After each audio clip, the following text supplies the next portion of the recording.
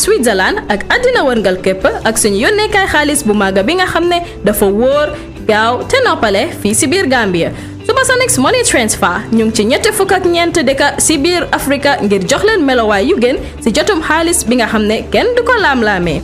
saytu leen ñu si Google Play Store wala App Store ngir mun a bindu si suñ app bi di Supersonics Money Transfer app ndax ngeen mun a bànneexu si suñ money transfer services yi ay mbégte rek la ak Supersonics.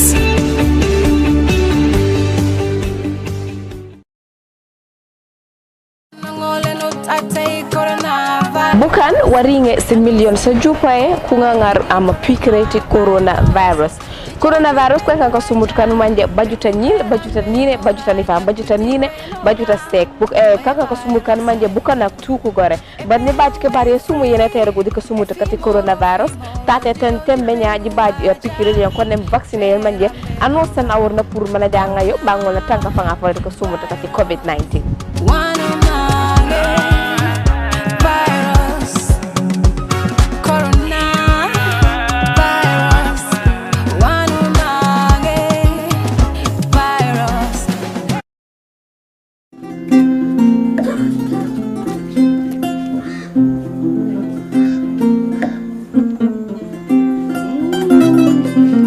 seen fashion avenue wala wax naa leen fashion avenue na nekk soo bi nga xamante ne nañ feature suñ fashion designer si nañ feature suñ makeup artist si nañ feature suñ model si ba si suñ ñu xamante ne ñu si fashion industry bi rek tey nag fan laa ñu Gaye Njorro suñu waxee Gaye Njorro xam ne lu ñu fa dee def skill center la youth si ñoo fa nekk góor yi ak jigéen yi dañ dee def catering dañ dee def tailoring dañ dee def hair dressing dañ dee def makeup yëpp a fa nekk so yëpp si fashion bi la bokka moo tax tey nag dew ma fen Gaye Njorro fii laa nekk tey nag lan lañ am seen final exam moo fi nekk ay fashion designer si ñu fi tailoring mu fi hair dressing mu fi yëpp laa leen di andil tey si biir Gaye Njorro xale rek a fa nekk ay jàmbaar ñoo fi nekk ay youths ñoo fi nekk di daan doole di train dañ dee wax ne youth Gambie dañ lazy waaye ku ñëw Gaye Njorro di nga xam ne youth Gambie lazyuñ de ñu ngee liggéey ay xale yu ndaw ñoo fi nekk di def catering di def hair dressing di def tailoring di def makeup loo munti xalaat rek si fi fashion industry kay Gaye Njorro xale ñu ngi koo def ba mu baax du ma def dara nag naa duggal si biir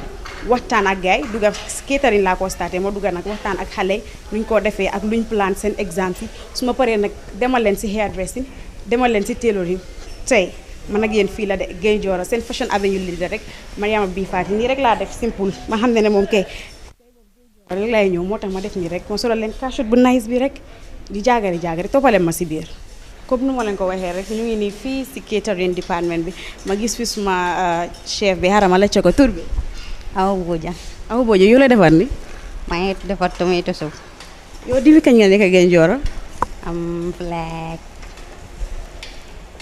almost 2 years daal loo bëgg a nekk xanaa chef nga bëgg a nekk chef di tooga yu baax yi rek waaw so te mu nekk seen exam bi yow loo expect dama expect toogal nii génne ay feem daal waaw so after naka journey bi fii alhamdulillah sant yàlla bi mu bari journey bi school so loo nekk di def bëgg nga ko torop bu baax bëgg naa ko baax because of over nii mbaaru doo lekkakat moo tax nga ne dafa ne soo ma gisee di nga xam ne sa lekkakat la loolu la kay so after lii yoo loo plan pour def su ma paree fii dama liggéey bi si kanam and then su ma xamee ne fii mun naa taxawal suma boppa ibi suma own business daal macha allah loolu am na solo bu baax a baax a baax dama bëgg a employé bëgg ma kenn employé ma mbaaru da nga bëgg a employé sa boppa self employé waaw bëgg loo kenn mu employé la macha allah li neex na moom mu ngi di laal ba def nii rek man la ceko man Fatou Niang Fatou naka ñang Fatou Niang yow looy defar ni tey man tey benn cin laay defar nii benn cin bu saf benn cin la benn cin bu jën bu saf roof ko ba mu baax bu neex ba mu baax yow since when nga nekk Gaye Njorro it's almost like 6 months now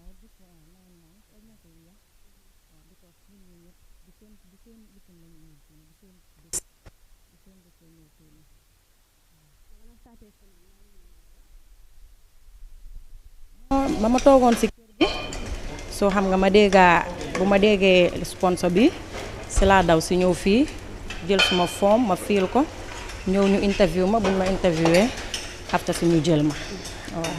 lii nga yaaga bëgg wala da nga bañ a toog si kër bi rek.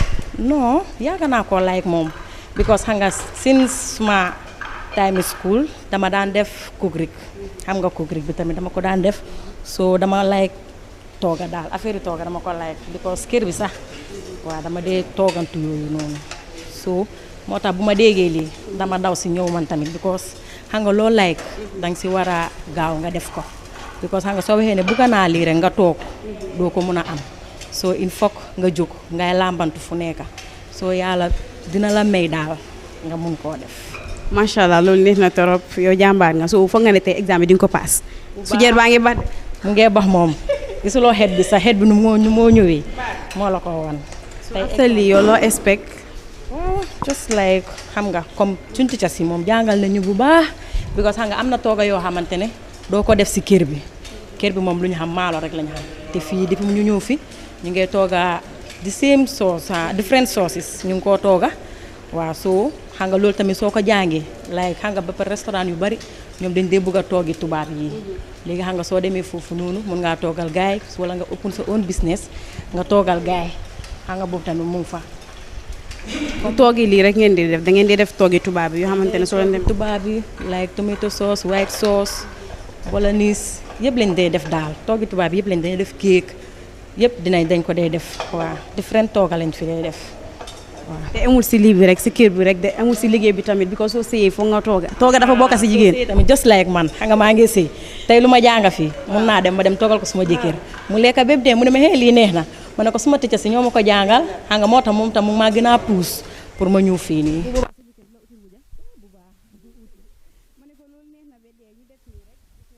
ñoo def ma ne ko jàmbaar yi dañ dee wax ne Gambian youth yi dañ léegi de waaye du fii ku ñëw Gaye Njorro de nga gis xale ma gis fi suma góor bi rek moom ma laajte ko chef bi. waaw naa la maa ngi fay tur bi. man Alpha laa tudd sant bari. waaw Alpha bari Poul baa ngi yëngal de. waaw ma ne gis nga ko de. yow lay defar nii. maa ngi defar nii suma tomato sauce bi pour suma steak bi waaw. so naka seen process exam bi. alhamdulilah ñu si kawam de di ko mën a nanka di gërëm yàlla bu baax di ko santaane waaw. so yow depuis kañ nga nekk Gaye Njorro. almost léegi moom bu mu commencé ba léegi moom suñu course bi moom total bi 6 months la su ñu dem 2 months attachment soo ñëpp si ne ñu ngi ñëw si suñu final exam bi waaw. suñu gisee lii dañ dee fone like jigéen ñi rek a war a mun tooga jigéen ñi rek a war a def liggéey yow nga nekk góor te ñu gis la si lii yow loo ñu mun a wax ak loo mun a wax boy jigéen ñi ñooy def yëpp. man dama gis ne fu mu nekk ni moom kay jarul ngay xaar ba di nga ne sa jigéen moo laa defaral lu nekk saa bu nekk léegi yow miy góor bi yow tam da nga war a taxawal nga jàppale ko because jigéen moom mënut a def yëpp waaw jigéen moom mënut a def yëpp foog ñu góor yi moom ñu léegi ñu mun a taxawal suñu boppa ñu jàppale jigéen yi waaw loolu laa si gis tooga moom daal taanut góor ak jigéen soo ko defaree moom sa pour sa bopp la defarlu ko kenn soo ko defee sa métier moom foo dem si àdduna bi di nga ko njëriñoo waaw. after lii loo fi expect. man after lii ma fi expect mooy ne comme su ma paree suma course bi dama bëgg a amal suma boppal liggéey su dee mun naa nekka waaw si loolu laa nekk di ñaan nag waaw. macha allah loolu am na njëriñ.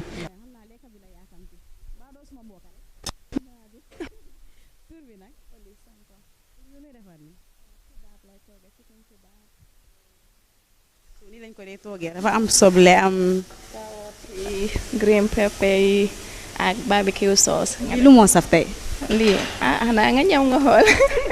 waa dinaa ñam ma ne ko dinaa ñam so naka seen process yi exam bi. sant yàlla egsi nañ fii tey xanaa di wax alhamdulilah rek tey gërëm suñ teacher tamit ak ñu jàppale indi ñu si school bi ñu sponsor daal waaw. ma ne ko macha allah loolu am na njëriñ torop so yow after fii loo expect da nga expect pour ubbi sa own lii restaurant wala da nga bëgg a mun tooga rek pour sa jëkkër. yëpp daal bëgg naa mun tooga pour sa kër bi jëkkër yi ak njaboot yi incha allah bëgg naa am suma own restaurant waaye dinaa liggéey ba ci kanam di te lu nekk ndanka la daal waaw incha allah. te gis ne tooga tamit dafa bokk si jigéen da nga war a mun tooga saf loxo. waaw wax na moom tooga moom mooy jigéen mooy yëpp daal. pour nga choose catering because gis nañ fi liggéey yu bëri. waaw catering moom daf ma yaaga neex rek depuis time bu ma dem school depuis junior school maa ngi def cookery ma dégg lii bi ma ne xaaral ma daw sa fii ñëw gën a yokk te moom jànga duy lii daal time bu nekk yaa ngi jàngalu ees daal. incha allah loolu am na solo sa morom yu bëri ñuy toog defuñ lii yow looy wax ndaw yu nekk si biti because dañ lay wax ne dañ lazy duñ dee jóg pour liggéey waaye tey dama ñëw fi ma gis fi ay xale yu ndaw ay jàmbaar di def bemba waaw xanaa ñu wax leen rek ne ñu ñëw fii si Gaye Njorro ñëw jàng si te fii moom dara méttiwut waaye da ngay jéem rek waaw te jàng daal lu am solo la daal moo gën toog be taxawaalu bi nga liggéey ñu fay la moo gën nga ñaan koo ñaan tey ëllëg bu yàggee mu xas la maa ngi leen a ñaan daal ñëpp génn ñu jàng si daal mun a dimbale seen bopp. macha allah loolu am na solo sa kaddu bi rafet na koo ñaan léegi wa léegi rek su ëllëgee mu xas la loolu neex na ma ne ko loolu neex na. interview naa xale yi léegi ñu ñëw si chef si moom si boppam moom moo responsible fii tur bi. Ibrahima in English. Okay. Ibrahima what? Mambure. So what is your role here? Yeah, my role here actually I am the trainer here, the coordinator of everything that is happening here right now. Yeah. As the coordinator, so how is the process with the young chefs? Yeah, I started this about October. It was a year project by the youth empowerment. They want to empower youth, and if you can see right now, one of the biggest employers in the Gambia is, when it comes to skills, is tourism. And tourism, you have hospitality there. Hospitality, you need food and beverage, where the cooks come in. So we need skills, to train young people to be skills, to be able to work in the hospitality industry, in the kitchen as cooks. So this is why it's very important that when the project came to the school, as someone who have a lot of experience in the area, I willingly come here to train the students to the best possible standards in the future, so that they can be one of the best caterers in the future. That's very nice, one of the best caterers. So what are your expectations from them? Definitely my expectations are very high. With the year project, it's about 35 to 40 students. But the first day, none of them have any idea about international cuisine. As you can see that most of them are ladies. Obviously in Gambia, ladies, they know how to cook. At a young age, they all know how to cook our traditional food. So they have the natural skills, but what they lack is the international skills. They are the other kind of dishes that are cooked, that are served in hotels and restaurants. So they have no idea about these things. But when I started with them, we usually theory teach the students about catering. We teach them about food hygiene, preparation in the kit like cookery, and also food pastry. So even how to use a knife, how to cut a simple carrot into julienne, they don't know, So they have to learn everything from scratch. And to see them today, you have seen them on the presso, and they made their own menus, their own choices, and trying to cook the dish today is very satisfying for me. Honestly, when I look back, I say, okay, there is something that I achieved with my objectives at the beginning. So that means they're improving from the where they started. Definitely, because they are doing 3 dishes right now: a starter, a main course, and an African dish. And this is the second time they have done this as well. They did a attachment before they went for an attachment for 2 months. They did it, and this one, I can only see improvement in them. Honestly, I can only say I'm happy as a trainer to see your students performing like this. This is the last day. We've been doing this since Monday, and my judges can attest to that. They, when you see how they played it, and this is not catering is not easy. It's a lot of things that you have to learn. You have to capture a lot of things at the same time. So to see them able to do this within 4 months or 6 months, because they spend 2 months attachment outside in a very short period of time, is very satisfying to me, and they should all be proud of themselves as well. That's very nice, because they are only young ladies here, and training them, that's very nice. And so what do you think this course is going to benefit to them? Yeah, because right now with the year project, the idea for all this is to train them so that they can be employable, and this can be in various ways. Number one, they can be employed by establishments that are food service establishments like restaurants, hotels, and so on. They can also set up their own businesses. Okay, so they can also set up their own businesses. What we teach them here right now, I think, for example, if one of the girls want to come and go and set up a small business like setting up a table at home, selling meat pies, sausage rolls, and all these snacks, they're able to do it comfortably. Okay, and also from the attachment that we did, about I can say 30 to 40% of the students who went to do attachment just for 2 months have jobs there. They're already employed. So this is the objective of the project. So definitely my expectation is that after finishing here, they'll be able to either work for someone or work for themselves, and also able to develop their self further, because this is something that you cannot learn. You keep learning. In catering, you have to learn all the time. So obviously, definitely, there is big expectation that they will be able to do something either for themselves or to work for someone. Yeah. So we have seen that catering is part of the tourism industry. So right now, how is the tourism industry? The tourism industry right now, we are just anticipating, because not only here, I'm also the executive chef of Combo Beach Hotel, working in the industry. There is a big hotel that when the season opens, we have almost like 500 guests, but right now it's been closed. So that's why I even have time to be here. Why? Because of the COVID, the hotel has been closed for almost 1.5 years. So I have the opportunity to be with the students here to train them, because at the end of the day, I myself might need them in the future.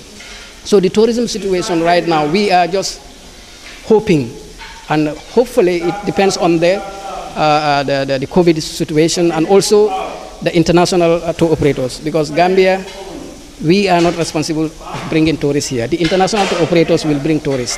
So if they feel that it's safe to bring tourists in the Gambia, hopefully we will have, not maybe up to a certain level, but we might have some tourism activity in the country. Yeah. Many people are saying that the youths of the Gambia are so lazy, and I only see youths here. Do you believe that? No. In every society that you go, in every compound, in every community, in every group, people are different. Okay? So you cannot just say all the youths are lazy. No, I don't believe in that. There are certain youths, if you give them the opportunity, you motivate them, give them the right tools, the right training, obviously they will definitely develop themselves from whatever they give you. Come on, you are a youth now. You need to, right now, I think majority of these people, they don't depend on their parents. They might be depending on themselves. Okay, you need to feed yourself. You need to might feed someone else. Why should you be lazy? I don't think that notion, I don't believe in that. If youths are given opportunities, given the right training, definitely they will definitely do something for themselves. I see it from the students I train, because I see the motivation that they have. Thank you so much. fu mu nekk nii ba tey rek ñu nekk si catering department bi ñu gis ne xale yi pare neen def yu baax a baax yi so suma caméra passé mi nañu wéñ rek ñu seet lii la ni chicken kebab with chips. bi nag mbaxal la wala suñ mbaxal bi Bale Florida salad la. so lii ñu tudd like dama gis traditional food. Waaw. Bi salad la mu nga ko use as a starter. Waaw. So after bi kebab la, chicken kebab. Loolu international la. Waaw. Okay. Gis ngeen so ñu ñëwee nii rek man la ci awa moom lu mu defar. Awa lu ma gis nii bisaab.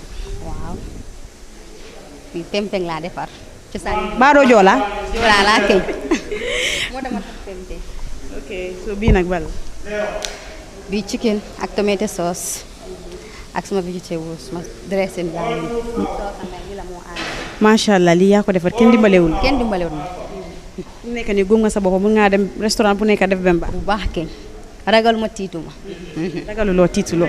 Loolu neex na ma ne ko loolu neex na yow sa jëkkër du la util wuja. Ma ne ko di la util wuja comme nu nga ko waxee rek fu mu nekk nii gis neen ale pare nañ tooga fu mu nekk nii ñu ngi saaf pour ñu maak seen tooga yi dañ fi tooga traditional food def fi international def fi starter yëpp a fi nekk ma ne ko yëpp a fi nekk yow sa benn cin lan la benn cin bu weex laa defar saf na de jërëjëf bii nag mooy ban naa la bii mooy spaghetti with sausage and tomato sauce waaw na nga defar bu local one bi nga defar bu international waaw soo ñaari yëpp laa mix léegi si kaw fii ma defa fresh some jaba jambu ma def ko fami ci ko nga pour décoration bi pour mu look nice. Inshallah li yëpp fi nga ko jàngee. Lii yëpp fii laa ko jàngee décoration bi barbecue sauce bi lii yëpp fii laa ko jàngee. fu nekk nii gum nga sa bopp mun ngaa dem fu nekk taxaw tooga def bemba bu baax ragaluma dara parce que suñu teacher jox nañ ma fit bi waaw jox nañ ma fit bu baax fit bu ma war a mën a duggee si waañ fit bu ma war a mën a toogee yëpp ma présente suma tooga bi yëpp waaw. foog loon ne su ma tesee dina romba jumbo na fa romba wala xorom wala dara. non tesal mu ngi nii dama óolu suma boppa macha allah mu ne moom dafa óolu boppam so after suñu maagee yow loo expect foog nga ne yow yaa ngi fa si kaw bu baax.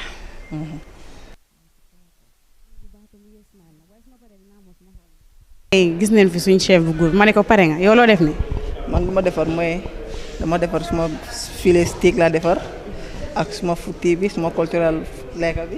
xam naa ne futti ngay defar pël rek nga mun a doon. loolu moom kay dama ko bàyyee gannaaw because loo xam ne moom kay loolu nga fekka continuer ko noonu rek. futti nga ko de. futti naa ko ba mu baax nag. waaw dafa des moom kay ñam bi rek moo des léegi pour ñam bi. ma ne ko ñam bi moo des. waaw ñam bi. nga ne dina ne. ni may gisee duutir bi nii. yow si sa gis-gis bi daal moom loolu si mun a compel fii nii loolu si mun a yokka bii mooy lemon kii bi mooy suma pompiteer bi waaye pompiteer bi dafa am tuuram maa ngi noonu foofu noonu soo xoolee maa ngi defar bi mooy ànd ak moom bi savin bi waaw bi mooy cheese tomato salade ban mooy starter bi bi mooy starter bi cheese tomato salade bi am filet am international nga am traditional waaw ma am international ma am traditional ma am special filet steak waaw futti bi tey du yomba ma ne ko du yomba pour bi moom futti rek la def loolu laa fi gis joolaa bi def yow nga gis fi daal futti bi noo ko gisee futti bi man duutir bi laa gis de ak lan ak kanja bi ak lan bisaab bi baax na okay. Conscious, healthy, refreshing. So I know it's something fresh for the Gambian people to see fruits, vegetables, and proteins as a salad to start with, as a dish. Because many Gambians wouldn't want to see mango, other vegetables, other fruits like banana, tomatoes, cucumbers, lettuce, egg on one plate. So they'll be like, oh, what's that? I like the fact that you got the sauce on the side. The reason or the advantages of having that is like the customer who is having to consume this will now try the sauce with it. If it goes down well with them, then they can add to it. Rather than having to sauce it over, someone tries the sauce and they're not happy with it. The egg also, I like and I love what you've done to the egg. Because not many people will cook an egg to that perfection of getting that golden color. So you have used the principle of the 8 to 9 to 12 minutes of cooking your egg, which I really, really love. Just could be better with the using of a sharp knife, because by the look of it, you can tell the knife that you used wasn't sharp enough. All it does is having to give it that nice, glossy, and then that beautiful, sharp cut edges of an egg. So that's beautiful. Now we come to the mbahal. That's enough portion for a person, for one person, and that's a starter. Now look at the starter and the main course difference when it comes to sizes. Yes, I know you've been really considerate when it comes to making sure that this portion of the plate is not touched, as per advices that we've always been advocating, meaning this doesn't belong to the chef. It belongs to the waiter for holding the food, carrying on to the customer. And I love the fact that you got all these other vegetables on it, which is all good. Of course, this and that, the colors is slightly the same, and you have that green to give you extra. It's just a matter of having to add extra more on your portion, and the vegetables are good. You can always go by this way.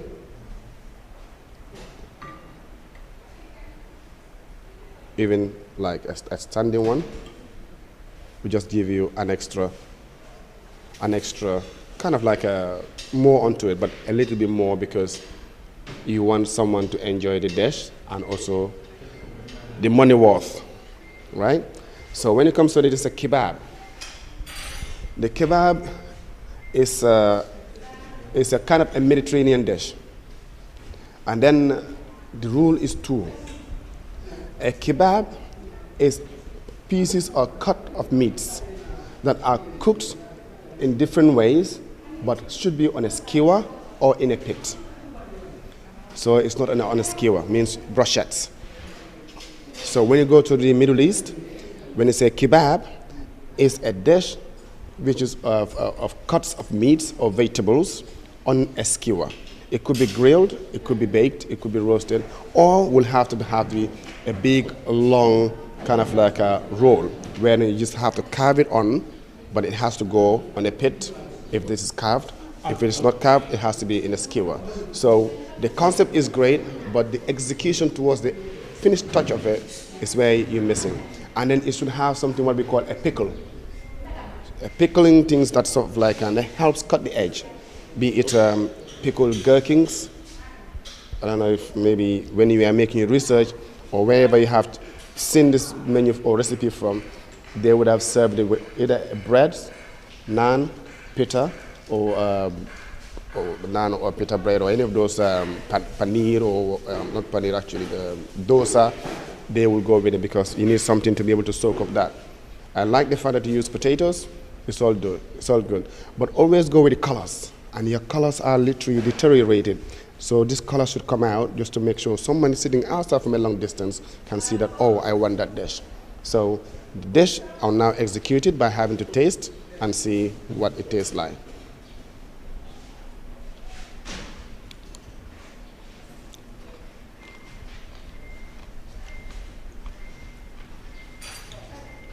Right. Kebab. It's Middle East. A bit more sugar. Go towards Asia. So the sugar presence in there, I know you must have seen this on YouTube or somewhere, but what it is like anyone that's producing a meal on YouTube, they are doing it their own way. Like you cook your benachin in your house, somebody else cooks benachin in their house, everyone cooks benachin in their own ways, and they will always say their benachin is the best. But the best benachin is the one that went by the original principle of cooking. But all these additives are just, preferences. So if you have gone back to the roots of where it comes from, always look for the origin of the dish as a chef. The origin of the dish and how it was originally prepared. And if you don't have the ingredients within your country or your area, now look for the substitute closer to that ingredient. That's how you go by in menus like that. Over and all, I would say well done. You have got a beautiful presentation, and I'm wow with it. So, the jahato, I just make sure that no one touches it because that's my favorite dish. That is my favorite dish. I can eat jahato and it's better than beef for me. Like I don't like meat. Maybe the other people like the fatties, the cameras, or the jatas and stuff like that, they love it. See from there, apart how from me. it is. Because that normally salads are smaller, like he said, they're smaller than the main course. Yes, and here like kebab, like what he always said. Anytime you hear kebab means on a stick. Yes, and there. Yang itu tuan fatty tayo, yang with vegetables. Yalla man suwa kam moy. Ibon tolo tuje ke bari file jatu tayabe nyim. And the color into it. Wala nasu bod. Jawato le betiara subod. Especially la nyim beef. Yalla na Gambian o sainten ni mi man subodo o manke tuba bod. Do ka silawo. Mangana jato nyim dron. Hani bojang kunan ko lewot. No. Ye jatu nyim ra subulti wala tan. Ha, because I think to form like a mountain form, so that people that are, when it is flat, maybe you will only see one side, but when it is, you can see like the portion is okay, the portion side is a starter, the portion side is fine, provided that like salad comes in different forms, salad that served as a starter, salad that served as an accompaniment, and salad that served as a main course. So this one is a starter. So the portion size is okay. And again, how you set it up is also fantastic. Yes. So you could see it tastes like tomato and cucumber. mean they are the dominant ingredients. All the rest are to beautify the place or to add it, but anytime they are mentioned, because it is like these two items that are mentioned are the major component of the salad. So the presence of cucumber is okay, but then the tomato could have done like 50-50 equally each of them. And the dressing, yes, the texture is nice. Yes, the taste is also nice. And here, this one, because it is acidic, and most of the time, the guest requested for this, but you don't know whether he will like this, because there are a lot of people who will prefer fresh vegetables without this. So it is best served separate, like how you did this thing. So the sauce will appear separate, then the choice will now be for the guest to choose whether he likes it. And most of the time, he will not put directly on the food, he will taste it first. When he likes, then that's the time he will continue to add more under it. If he doesn't like, then he will stay away. So this is why it is always recommended to leave it separate like this. So far, so good. The presentation is good. Yes. And this other one is Pemben. Pemben. Yes. Okay. Good. This thing could have moved closer, like how you did this other one. Or the fish, you can lay the fish like this, and you put, is it sorrel on the side? Yes, or you could even serve it like this other one. Because like in food preparation, in dishing, there are certain things, they are so addictive, like sour, hot, and the other thing. So you put it in a way that they will not affect the complete dish. So that if the person, somebody might like pembe, but maybe he doesn't like much of sourness. So these are things that you put aside so that it will not affect the entire produce. Because if it is dominated, then the person might be forced to return it. Yes. So the presentations equally is good. And I hope the taste will also taste nice. Let me also deconstruct it a little bit. Beautiful. Now, like you mentioned about the size of, I wanted just to deconstruct that plate. Okay. After you're done. Okay. And this other one is, how do you call it? Hack's stuffed chicken, yes. Who is Hack? Oh, perfect. Perfect, perfect, perfect. You see how things are like, most of these top food names, they don't fall from the sky. Like you want to be remembered. So if this thing goes well, whoever is requested will say Hack. So you'll see, you will leave a legacy even after you die. So people will continue to say. But like if you want to give a dish your name, like it is to be your signature dish, means it should be completely different from others. It should have something special in your dish that will make it different from others. I don't know whether you understand what I mean. Like if you choose to give this to your signature, means you want to own it. You should put in something that should be differentiated from other things. In business, this is what we call differentiation. It is very good. Like even everybody is preparing it this way, but you choose to add something there and make it different from others. So that will be a unique selling point for any business setup. So, and yes, and it is, what's this, tomato sauce? Spicy? No, okay, it's good. So this one also you could have drizzle it on one side, like what I said. This sauce, you see how you put the sauce is okay, like you have more. The little you drizzle it over, so that if the person don't like this thing, because the people like different people who want food to be moist when they're eating, and the people who want dry ones as well. Okay, then how you construct it is always nice. You could have also put it this way. And what do you stuff inside? Ginger, sweet pepper, garlic, and salt and pepper. What pepper? What type of pepper? Black. No spice. No hot pepper. Yes.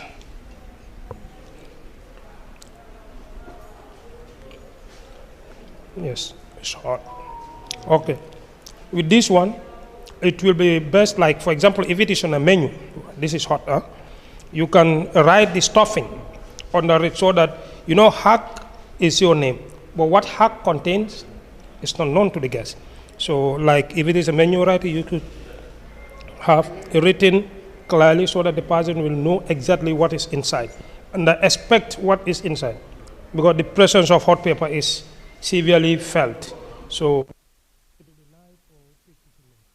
So far for a student and a starter, these are perfect. Yeah? Yes. I hope you continue the hard work and the journey. Good. You can send spicy, hot spicy stuff. That's one thing we need to understand here. Your opinion is what you interpreted on your plate. His is what he said. Mine is what I'm coming to say. I will first of all go by when you stuff or when you're presenting a dish, there's something we call presentation side. The side that you presented this dish is not the presentation side because this is the bone side of it. The presentation side should be the other way, meaning this chicken should be turned over. Don't worry about whatever happened to it.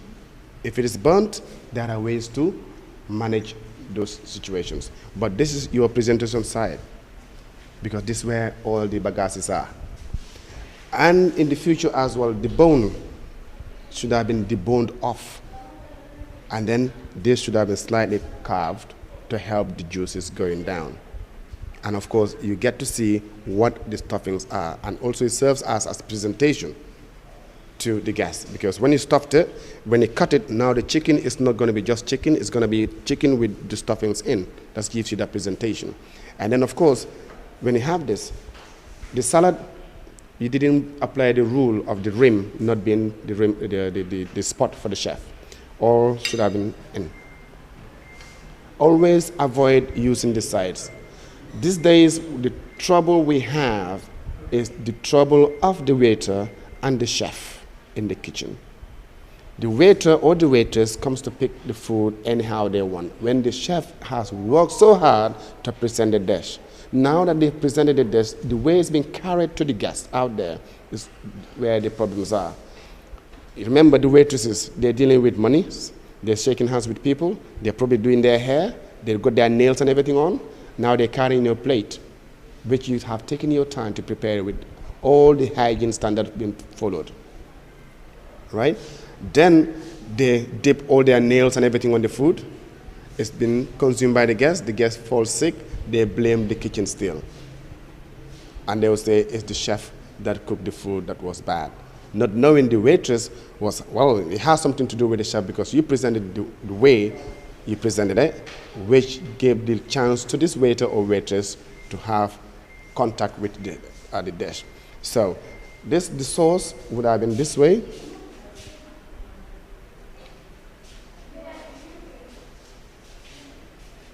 Just on one side. The reason why you do it is now you've seen the difference, right?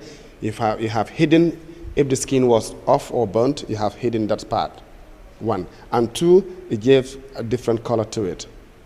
And three, you didn't pour it over in case the guest doesn't like it. They will just scrape it off, right? Rather than pouring over because you were trying to hide the bone on the other side. Yeah, the bones were hidden because the sauce was over it, like a nappy of the sauce. Yeah, but then this is the presentation side all the time. And avoid this. Cut it to the drummet part, this here. At least you have a better presentation. Now when you take this out, it looks better. If you want to add it on, you can add it on somewhere. If you want to add it on. But normally just take it off. Then the plate looks neater. Yeah? That's good. And also the dressing. Avoid much dressing because you're wasting your money into the bin. The cuts of this in tomatoes and cucumber, try to avoid them, limit them. Yeah? One. So I'll go for the next one. The next one is pemben, right?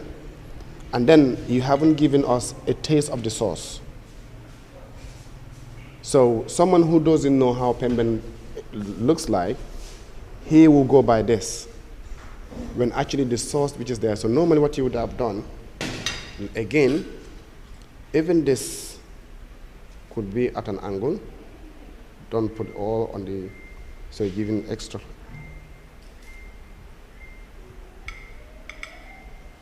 Right? Then the sauce.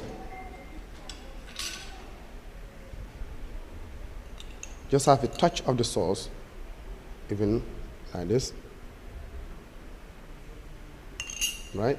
Now the guests will now try these dots with the fish. When they try, they say, ooh, the sauce is nice.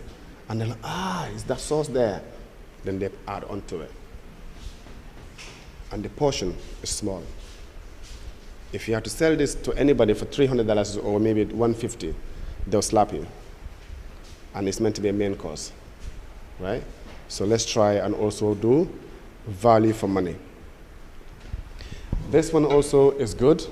Value for money also needed there. The cuts of the tomato to the cucumber and the rusticness of the salad, perfect. The colors are beautiful. What needs is a little bit extra. This dressing on the side, perfect.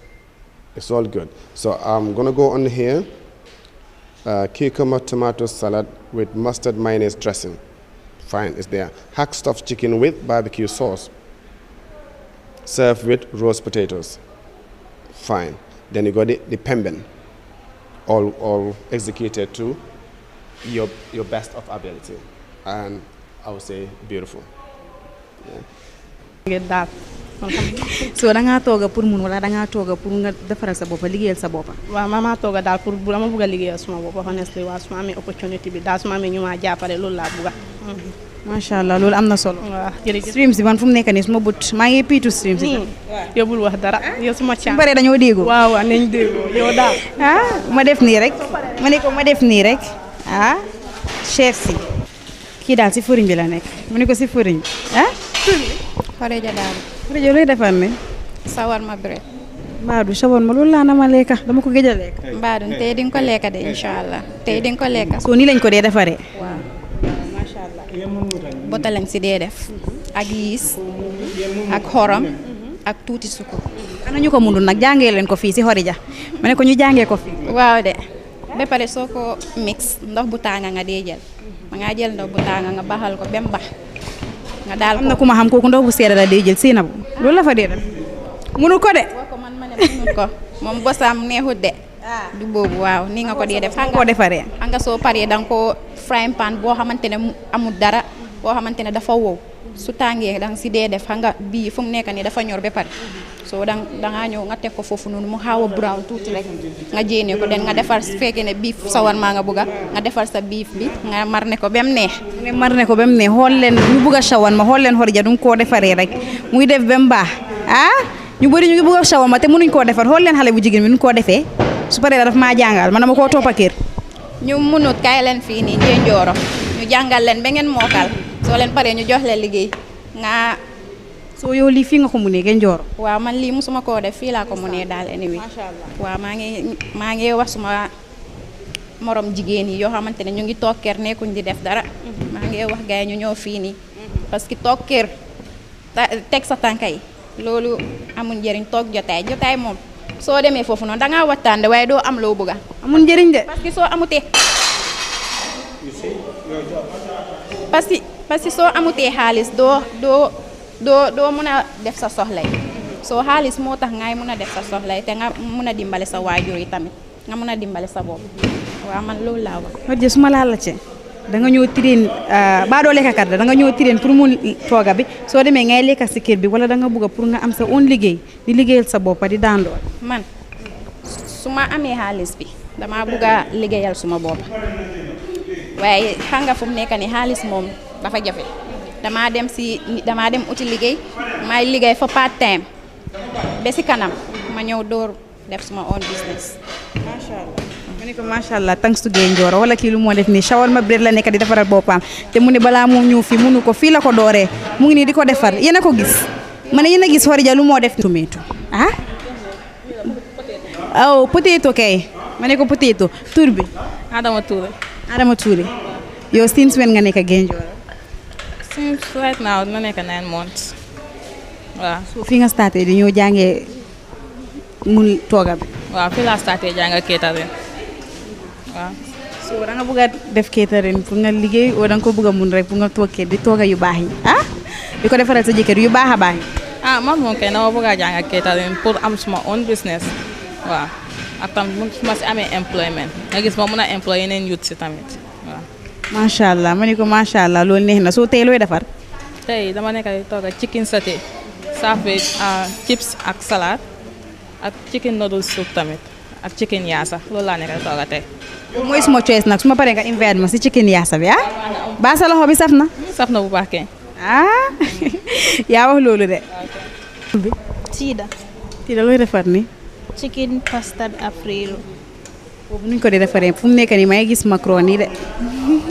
dama fay def bota si frying pan bi nga def soble nga def jimbo tuuti ak poobar ak kaani tuuti rek. ne ko jimbo ko poobar ko loolu tooñ na.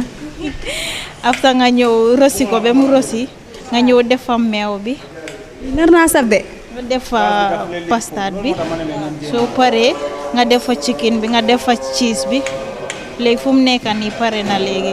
lii foo ko jàngee Tida. si fu ma dee attachment bi.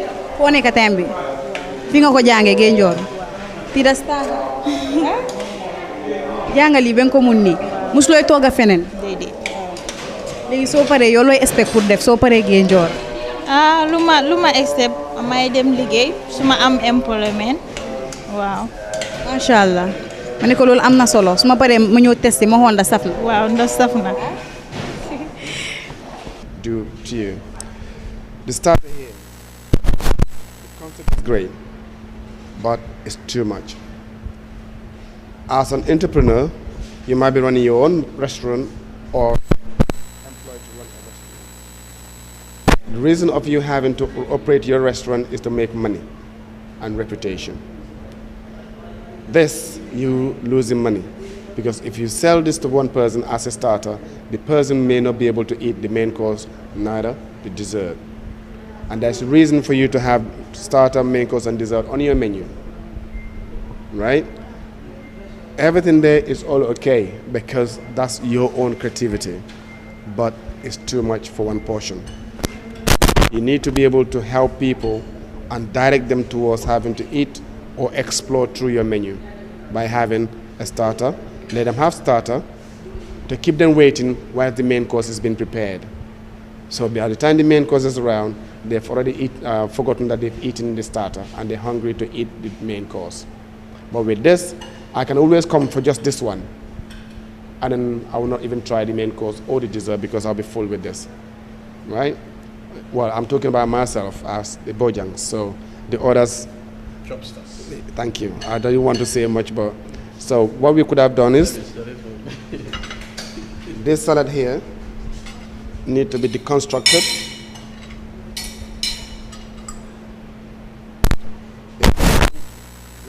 All the beautiful colors there, like literally on the ground. You can have leaves first if you wish to. The reason of leaves first, the technique behind it is giving it the height. Of course, one is an ingredient, two, it helps because it's cheaper to give you a height of a plate.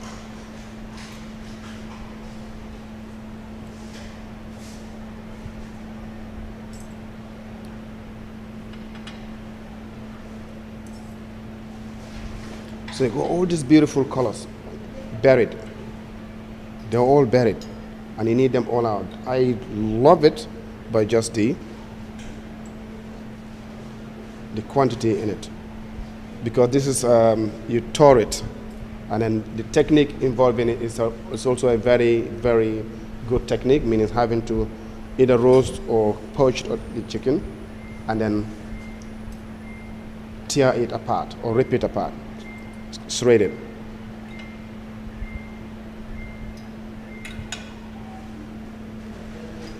Because the chicken salad, yeah, so this is at least enough for a starter. Your olives if you want them.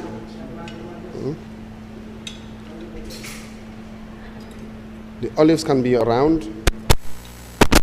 They're on cutting even some of them into angles.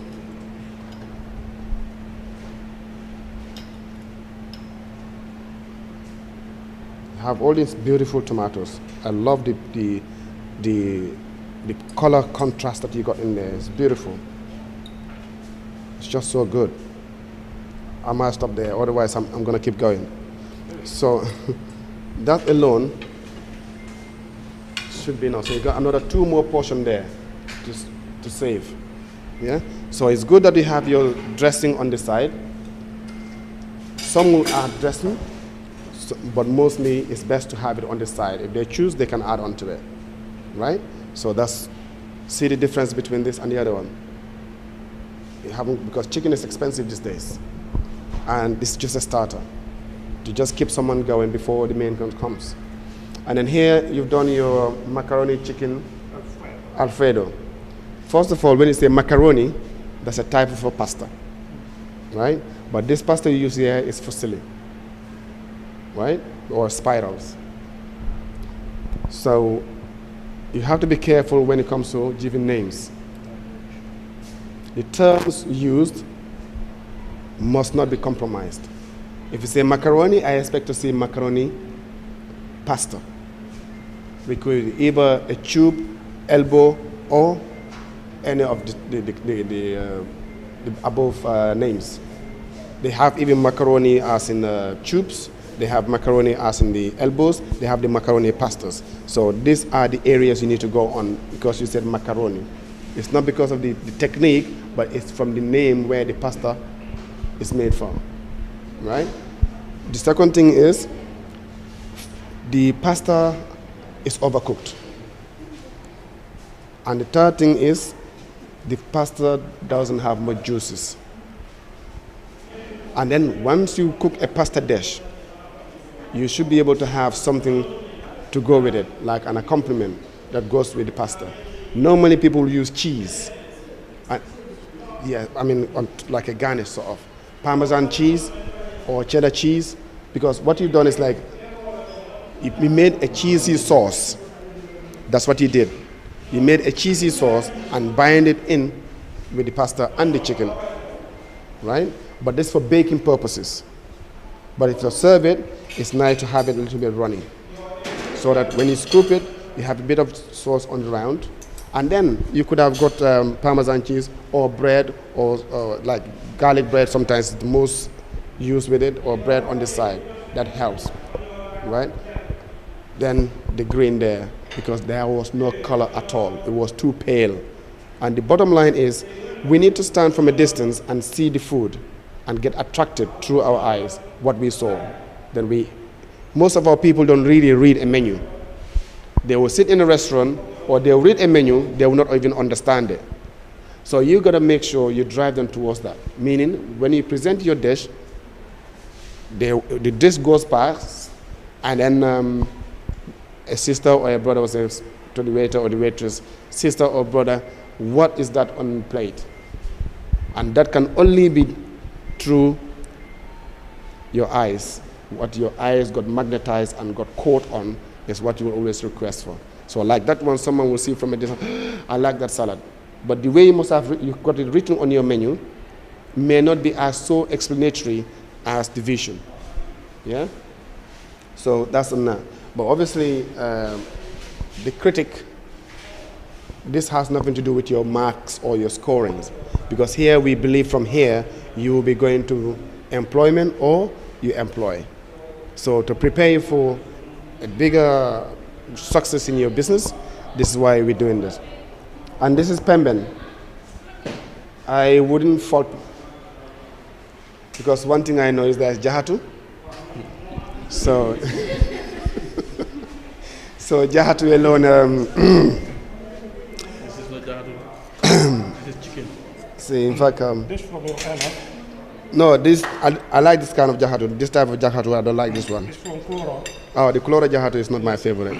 I like the. This is chicken. This is chicken. Today is gonna be. Then I like this other type of chicken.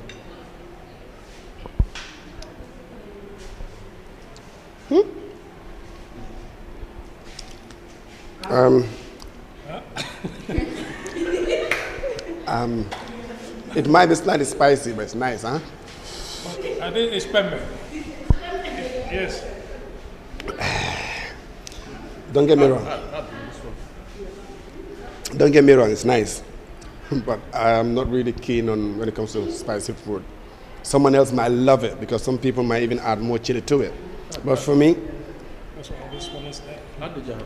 wow, this is good.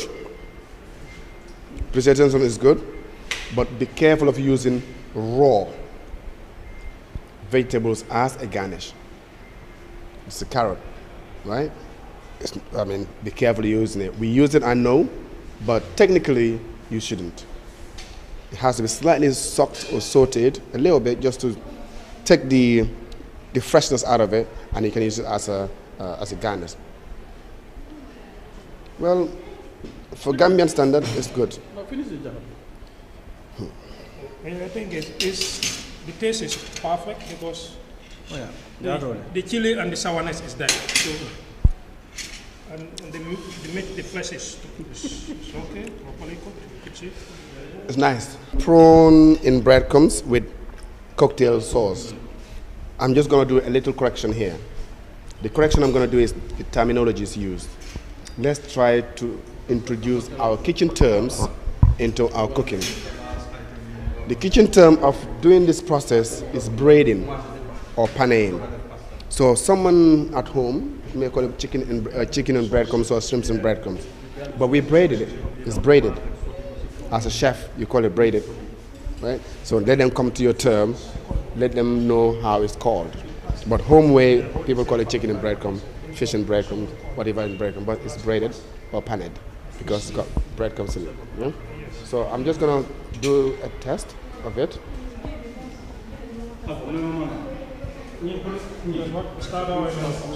That's a starter.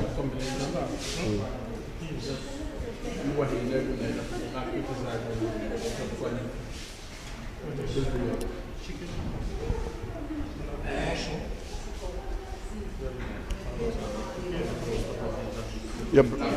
It doesn't look like breadcrumbs. It looks like half and half. And to have a braided one, you should be able to see the breadcrumbs crunchy outside. They shouldn't be smooth. No. When you say breadcrumbs, they should be nice and crispy. And when you say crispy, it's just the flakes of the bread that makes it crispy. Because the bread absorbs when bread is fried, it becomes dry, right? And then when it comes to that, I'm happy with this presentation. We can deconstruct it as well.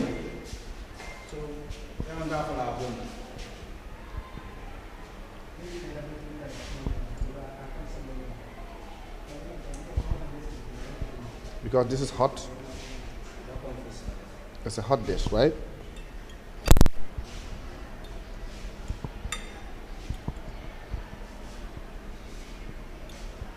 Maybe if you want, you can take it out. It's up to you. So this, the lime or the lemon, it's actually lime. Yeah, there's a difference between lime and lemon. I know we always say they're all the same, but they're different. They taste different.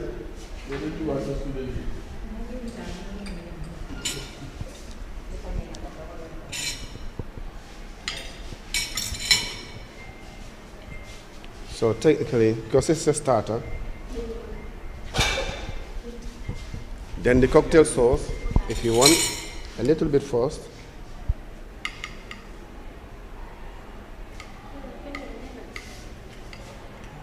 just a little bit like that, then this is left behind.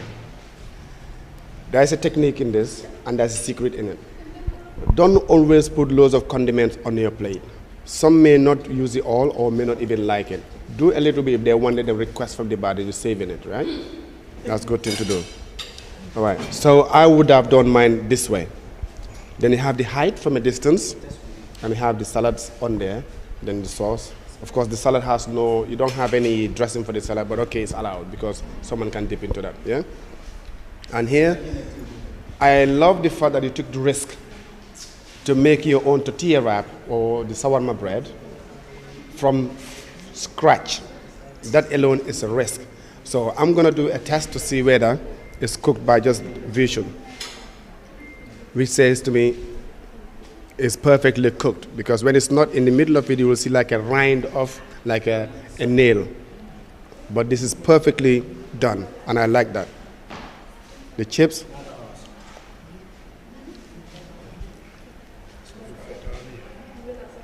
okay, the chips were fried a bit too early, right? And when you were boiling it, you didn't salt them. There's no salt. Salt is in two ways.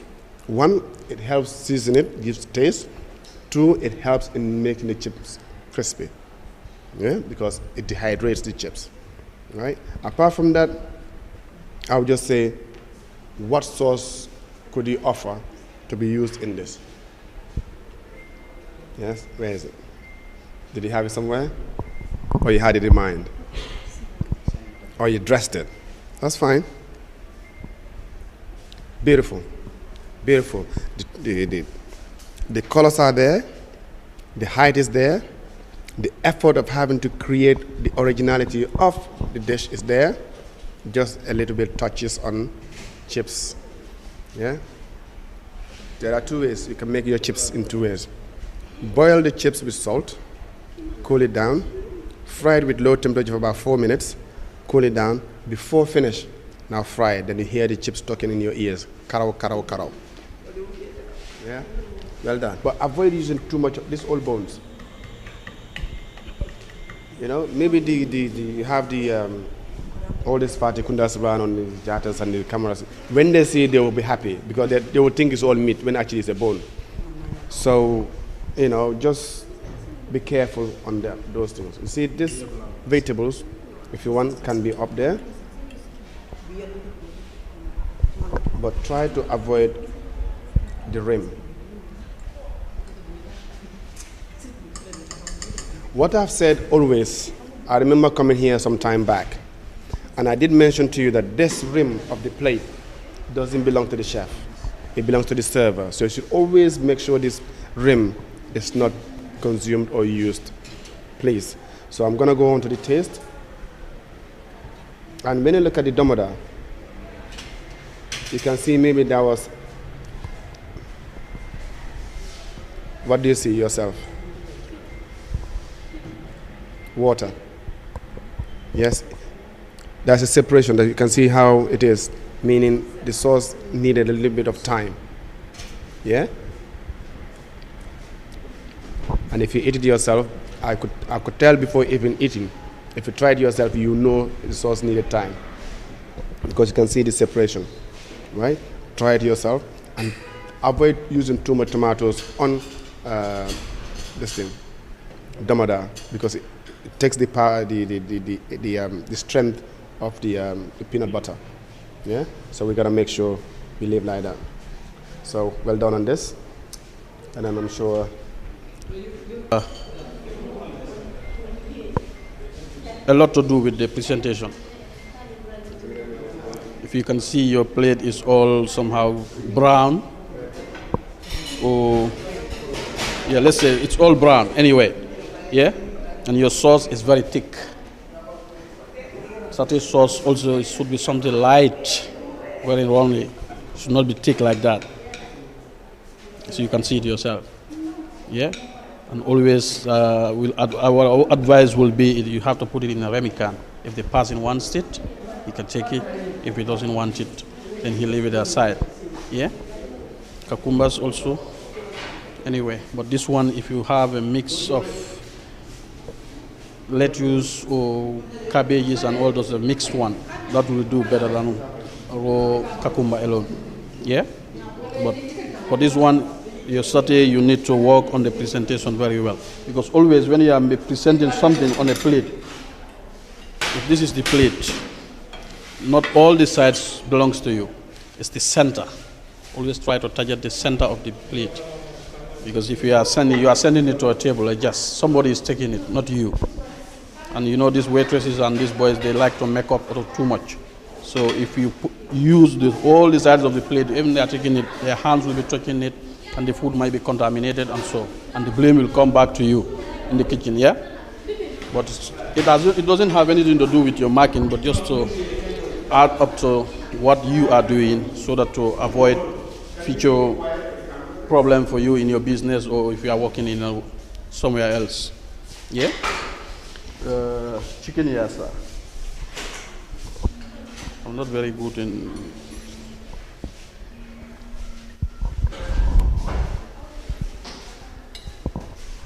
testing anyway.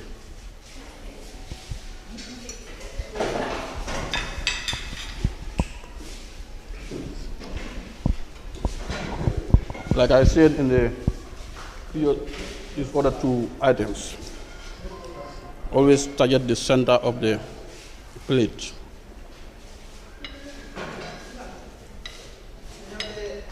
Okay, the chicken is nicely presented, but the yassa sauce, you need to work more on your yassa sauce.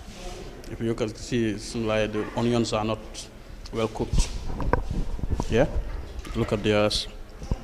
You can only feel the onions, but not the mustard or the lime. Or you need to cook the onion very well. Yeah, and still that one also presentation wise. If we have like that, all the sauces, so that they can see the chicken.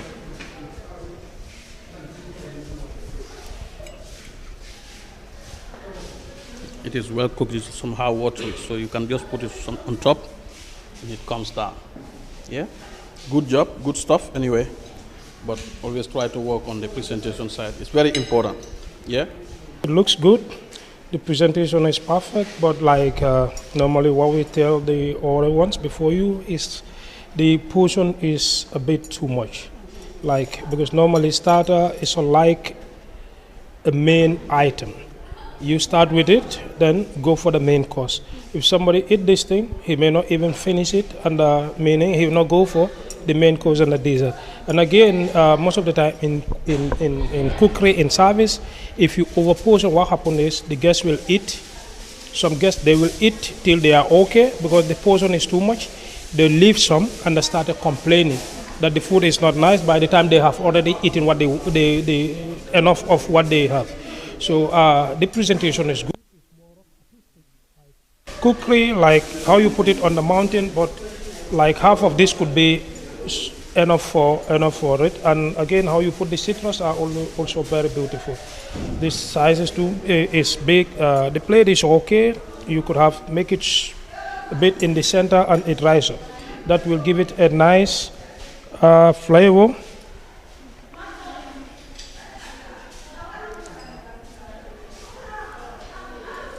Sorry.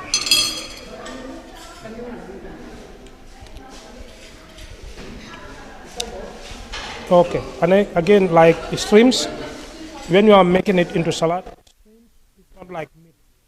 It boils quick. You can cut it like smaller, even half of this, but then the idea is good, and how you arrange the vegetables, they look very perfect. You could see the color in there. Yes, in cookery, we don't only, the taste will come last.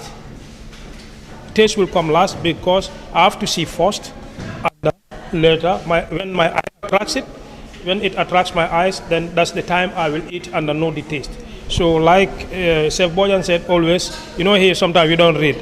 You just look around, you say like, I want that type, the one that my friend is having. So,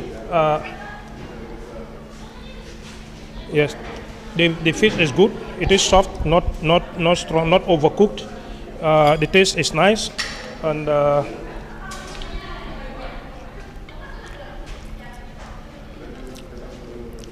again, perfect. Tamarind. So you could see it provides the like the sourness that you need in for seafood. Then it's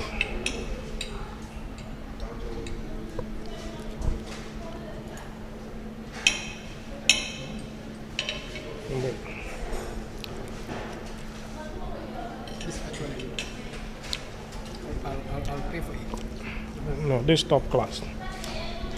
One thing about it, yes, the presentation is good, and the condition at which all items on the plate are cooked are perfect. This is what we want. Like vegetables, you need to feel biting. Like you see how they are cooked and they are properly seasoned and other thing. This is a perfect. It's purely good. Yes, it's solely nice. And plus sauce. Yes. Okay. You serve it the traditional way of your tribe, huh? All sauces are served separate. Okay. Exam lañ am so dama dem xool xale yi nu ñoo def xale dañ yàgg si school bi tey moo nekk seen exam bi ma xool nu ñoo def seen practicals bi ak yooyu noonu toppale ma si biir ma dugga si biir rek amagee waxtaan Gambian Talents TV chaîne fashion lady di Mariama Bi Fati di leen andi Fashion Avenue show rek fii si Gambian Talents TV. tur bi. Kadi Eboja. Kadi Eboja yow ñu gis la fi looy def fi tey. Speak in English then. What are you doing? I am doing makeup. So what type of makeup are you doing? I'm going to do bride makeup. Bride makeup. Tradition, yeah. I will just make it simple because it's traditional makeup. I wouldn't bother to put glitters and other things, just to make it simple. Yeah. For how long have you been here? Now I'm on my final year now. It's only 1 year course. I am now on my final year. Yeah. So after this, what do you want to do? You want to open your own salon, or? Yeah, I want to open my own salon to also help my fellow girls and also other people. Yeah. So this is traditional hairstyle. Yeah, this is the Mandinka traditional hairstyle. Yeah, for my bride. It's very beautiful. Thank you. So ñu def nii rek kii mu ngi nii di def ba mbaa tur bi si. Fatia. yow looy defar nii. Man sosam lay defar. So loo ko defaral bread la wala lan. Déedéet wolof traditional laa koy ñu defar. Wolof traditional nii lañ ko defee. Déedéet waaye xam nga comme school bi dañ ko def time table léegi lii leen war a def after ku nekk sa aada loolu nga koy solo. So yow depuis kañ nga nekk fii. Man since November. waaw November. So fi paree luy sa expectation da nga bëgg a ubbi sa own salon wala. Man suma paree waa loolu laa bëgg. lii nice na. mu ne ko nice na yaa def nii ba mbaa. starting bi yëpp. waaw. nice na jàmbaar nga. gis nañu maa toodi maa. nti lalla lala bi waade daa kan ne de. nkay ba man ne kan ne fu. men ki kante mu ne wati. sosom okay. So pour mu ne. all traditional So mu traditional sifan because ngaje ko siyata mani ka tabeje surwa tabeje. ne ba flatala hega. Okay, ni mu fulatat. Ah. Oh, bara nice ta bakel. Baraka. Am pare fulu. So bi mu exam ti mu na fail. Ni pare taja yow ilafta ka mu nek. Ah, nteni preda la fa gana on business wo yala la na on salon wo yala. Ya, lafta wala kay. Mbadu yela on salon wo yala. Yedo ko betol keje. Yedo ko betol keje. So yimbe karan. Boss lady. Mbadu boss lady ye fang employ. Yeah. Ngam fang employ lafta wala. So yimbe karanjan. Na karanjan na Gaye Njorro. Kabri mutuma leba Gaye Njorro. Since November. Na start November. Mashallah. So ikana fe kanyin kenu faye. Like ba try kana alhamdulillah. So kabri mutuma le start debiru imita ka kala fo yada Gaye Njorro jan. Debiru nena ma kana live kono. Birin nata janon first time na start. So mashallah. So kana domani. And I'm happy for that. I'm happy for that. Say sino faye fan sun salo no yala. Ya do ko kenu faye. Ya nza do ko kenu fa wa sai. Iya. Abarka baake wodi yata baake lan kay mashallah. Sister man Kadi laa tudda. Kadi ñu gis la fi té yo lo defal. Façon té lañ am suñ final exam nekk ni so bi lañ am tay. Té mu nekk seen final exam yena prepare pour def li wala dañ leen ko jox. Ñom ñoo ñu ko jox. So yeen tamit kontaan nañ ci because dañ ko janga. So kontaan nañ ci bu baax because tay mom ñu over kontaan. Dan ko tok nañ be am tay bi kay.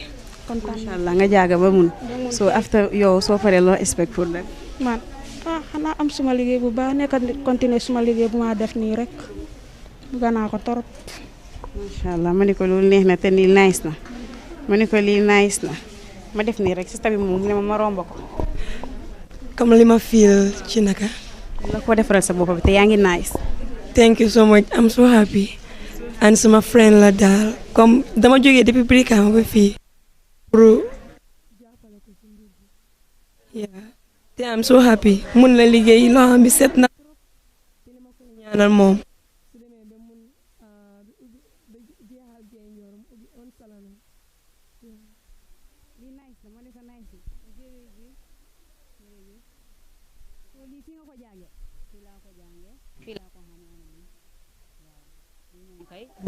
boo munee sosom moom kay mun nga yëpp moom because dafa naxari mu ngi ni ñaari litre rek la traditional litre waaye dafa naxari torop sax waaye boo ko munee yaakaar naa di nga mun litre yëpp ko dafa naxari kontaan naa torop macha allah duma ubbi salon dama def home service because salon yi dañ bari home service la da nga boy nit ñu ne salon te da nga def home service loolu la bëgg home service la bëgg because different salon ñooy def dañoo def di same thing so man dama def li nga xam ne dafa uté ni ñu dañoo def dem fekk ñu seen kër defal leen dem baax ma dem inshallah def dem baax yàlla nga home service nag ba America. amiin yaa rabbi jërëjëf waay. ba tey nag ñu nekk si hairdressing bi. waaw yow looy def nii. man fu mu nekk sosom lay defar léeta naa léeta ba pare léegi damaa jël kawar bi boole ko ak bi ma def finissing bi. nice na de. rafet na. ah damaa toog nga defaral ma. soo paree rek yëpp Gaye Njorro rek ñoo ko waral. so yow since when nga nekk Gaye Njorro. man fu mu nekk am naa fi 9 months. waaw loolu laa fi am. so lii fii nga ko jàngee. waaw fii laa jàngee yëpp man mënuma woon dara. waaw fools bu gën a ndaw sa mënuma ko woon. mënuma woon dara. wax dëgg neex yàlla gannaaw Gaye Njorro moom ñoom ñoo tax ma mun lii yëpp gannaaw yàlla yonente bi moom ñoom ñoo tax ma mun lii yëpp parce que bu na ñëw mënuma woon dara mënuma ko woon waaye xanaa di gërëm borom school bi di anti f di ñaanal school bi yàlla yóbbu ko si kanam ñii di yeb tam di ñu sponsor ñun di leen ñaanal ñoom tamit yàlla génne na yóbbu si kanam ba ñu sponsor ñeneen suma ay raka ba suma ay doom. macha allah loolu am na solo di dem ba fu ñu bëgg mu àgg yàlla àggale ko fa. gis neen fi youth yi bari youth yaa fi nekk te xale yaa fi nekk soo yow nga ñëw ba nga mun lii nga ne boo doon ñëw mun loo fooli sax. munuma sax fooli. soo nga ñëw ba nga mun lii soo yow te la nga feel. xanaa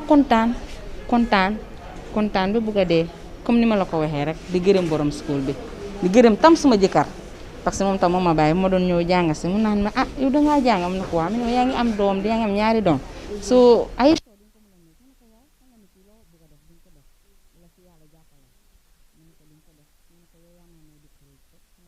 bi rek dinaa mën a dem. da nga yaaga bëgg a hairdressing. dama ko yaaga bëgg parce que mën naa yaaga def salon waaye dama daan gis ne dama dee am ay nit ñu ma liggéeyal ba si kanam ñu bàyyi ñu dem ba si kanam gaay bàyyi ma ne lii du dem parce que nit ki loo xam ne yaa ngi ko liggéey te mënuloo ko liggéeyoo du ñu fa dem. dafa bëgg di dellu gannaaw te noonu la doon demee loolu moo tax ma bëgg a def hairdressing te yàlla jàppale na ma si tamit sant yàlla ba mu bari mi ngay dem parce que lu bari mënuma ko woon maa ngi koo def julli bii maa doon léetal suma salon bi te sonaluma kenn.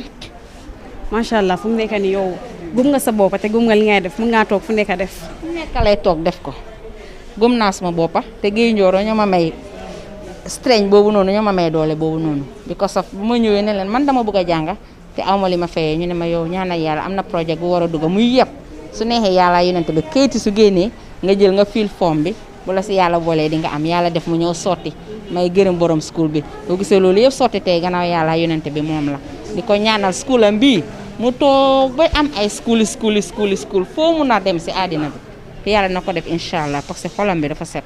amiin ma ne ko amiin ñaanal jërëjëf.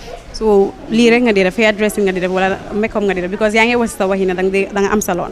waaw dama am salon mi nekkul salon bu mag anyway salon bu ndaw la bot waaye dama fa di mun a manage maa ngi léeta man si sutura suma ba di toppatoo yi maa toppatoo waaw su ma amoon na li ma gënal su ma paree fii ma am loo xam ne mag na loo xam ne standard na pour ma mën a jël suma moromi jigéen ñi ñu neen ñu liggéey ñu jàppale suñu bopp pour ëllëg waaw loolu day lay ñaan dama dee make-up yëpp laa dee def pédicure manicure massage loo xalaat daal si macha allah loo xalaat rek si industrie bi yëpp te su ma amee client mi ne lii la bëgg loo xam ne jàng naa ko fi dama ko dee defar ba mu kontaan borom kontaan ba bëgg a de ba li ma waroon a fay sa daf ko yokka soo maa ngi gërëm school bi di gërëm yëpp di gërëm ñëpp waaw ak ñi fi nekk teachers si ñëpp téye nañu téye bu baax a baax won nañu loo xam ne xam nañ ko loo xam ne ñoom luñ mu sa xam yëpp won nañu ko nëbbuñ ñu seen loxo nëbbuñ ñu dara ñu ne nag gërëm di leen ñaanal ñoom tamit yàlla fay leen.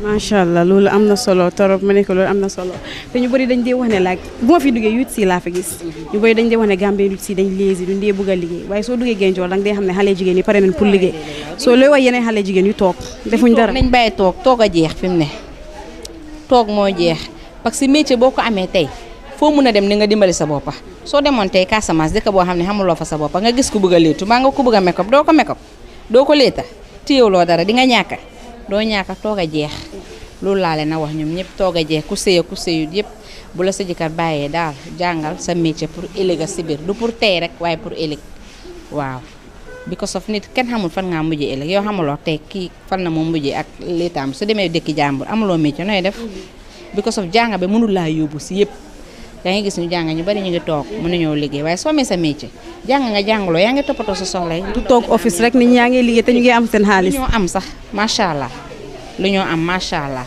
waaye yëpp anti F mi moo ko waral parce que moo si jàpp mi ne yuut si yëpp la bëgg ñu génn si biir mbedd bi ñu jàng am si lu ñu jàpp seen bopp pour ñu dimbali seen bopp ëllëg yàlla ko si yàlla fay ko si njabootam schoolam bi yàlla ko yàlla àggale fa mu bëgg a àggal waaw kontaan naa de. macha allah wax nga ay kàddu yu rafet ma ne ko kii mooy kan fan seeni aw Hadi Cissé waaw ok macha allah wax nga kàddu yu rafet jërëjëf ko nga fala ñamen doron hani bite mol felenti hairdressing yo mum fongola high school mate la li son tajala nga tambala todima Zainab K Kamara Zainab ngejam bi taba munala janteng muluba so som bi ngono soto since week before last month exam mo ngol start sam bi ngono so som na soto so som ya jara te kala killing wala kala flaka kala to o kala sab to sande be rolom ya understand so ibnal yela manyo ma mo debe e pare ya dada comme mayo culture ka minki e momenti trap momenti e ba ma di prendre le wol nyam yana ya prison comme ka mayo la dada yan Zainab min ta jahal ni me Zainab lo yalo ni fashion la Zainab pare o Facebook Zainab dula biro so bari min jahal fala Zainab kala science student Zainab mune inspire pour fashion ke ndi me inspire because nte malaf ka do ko ke moy la sa ka self employment la sa ka wala because malaf ka tanga do ko ke moy because ni do ko ma ya ba tele ka siya understand but ni be function la ya umi function la ite you are independent mi ngom ndi ati bo wala kala so ran nan comme like do wo fa na yakara abet ya tala de because still I have some experience when ngi natana pour ka how to call it hairdressing karam because left ka mfongole makoy self employment left ka moy tanga do ko moy every month akanjo bu tangal nako ni ngaslo no yele fonta fo luta mul kana naslo no to ma min sotola a month ma min sotola nimba do ko ka moy wo betala maybe like 5 months 6 months nta min sotola per month solo no kon so eta kala the same price wala left nga kana ngon for all self employment so mul ko me ko bol mi jena talo fongol ke famme ko ha nda fongol kan famme killing ko to ma kan ko minna way fongol kan famme ko all the time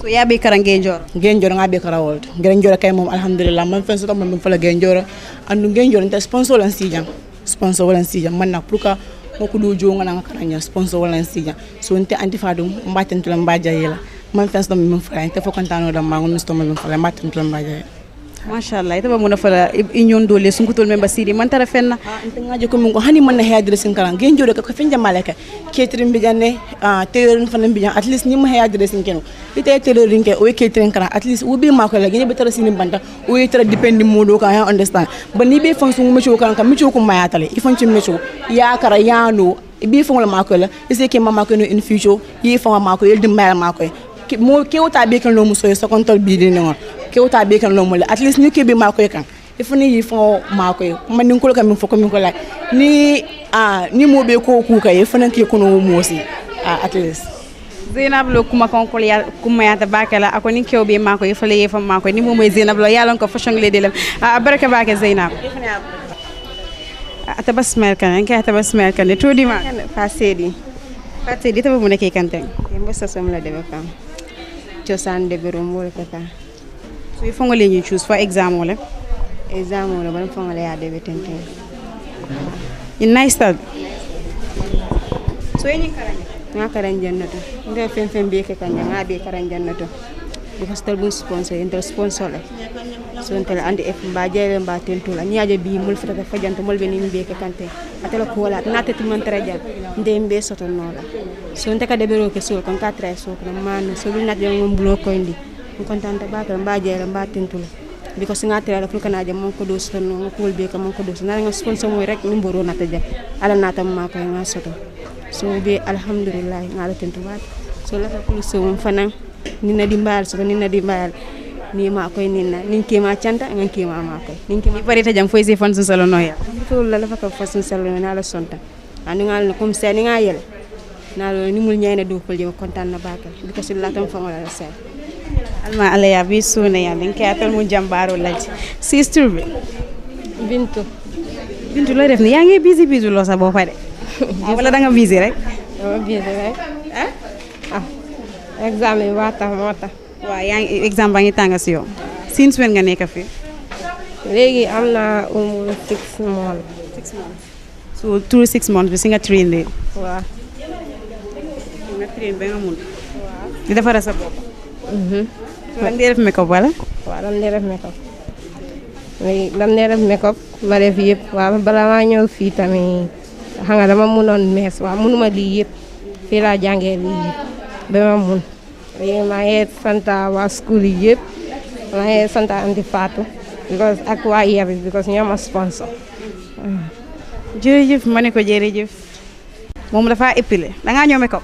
waaw make-up lay ñëw def. tur bi. Hadi laa tudd Hadi Ba. Hadi Ba ñu gis la yaa defar bopp bi nii ba mu baax. waaw gis nga maa def nii de damay jéem rek.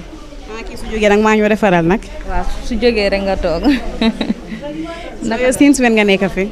man 6 months laa fi am scholarship laa déggoon ma apply nag yàlla def ma am waaye depuis ma ñëwee fii nag rëccuwuma ko ndax lu ma fi expectoon yëpp gis naa ko ndax bu maa ñëw fii ay brown sax mënuma ko fii laa munee yëpp daal maa ngi sant waaye Gaye Njorro waaw ndax lu ma expectoon fii ba ma gis sponsor bi gis naa ko fi di gërëm tam ñu lii sponsor ndax yàgg nañ koo bëgg a def ñu ngi toog mënuñ koo def waaye buñ gisee scholarship bi ñu apply yàlla def ñu am kon ñu ngi gërëm yëpp teachers si jàppale nañ ñu ndax suma maas yi moom mënuñu woon dara suñ browson dañ ñu daan rëy waaye léegi moom alhamdulilah ñu ngi faraatu foofu ay tuxante ti macha allah ma ne ko loolu neex na soo yow boo doon ñëw mun loolu dara ba nga ñëw tey nga tollu fii di defar lii ma ne ko loolu neex na soo ñu gis ne YouTube bu di tamit dañuy toog duñ dee jóg pour dem uti luy métier def ko yow lay wax ñooñu sa morom yi jigéen yu toog si biti. morom yi jigéen yu toog si kër bi ma di leen wax ne nañ jóg suñ amut ku leen fayal sax suñ gisee scholarship yi nii ñu si apply di ut seen chance ndax man maa ngi nii damaa sëy maa ngi am suma ñaari doom waaye damaa sacrifice damaa togga suma togga bi damaa ñëw school maa ngi try yëpp fii moom aduna bi try la kenn mënu dara dangaa try rek gis nga ñu ngi try nañ ba ñu ngi dem ñu ñaan yàlla rek ñu continuer ko ak jàmm daal. macha allah ma ne ko yàlla nga toog bés nga ubbi sa own salon bu rëy. ndey naka. manga. ndey maane ñu gis la yow looy def nii. maane manga. manga yow looy def nii. ah léeta laa ñëw fii waaw. yaa lii fii nga ko jàngee. waaw fii laa ko jàngee kay waaw lu bëri nag fii laa ko jàngee. da ngay def make-up. waaw dam day def make-up tamit. soo paree da ngaa defar kii boppam bi nga ñëw make-up ko.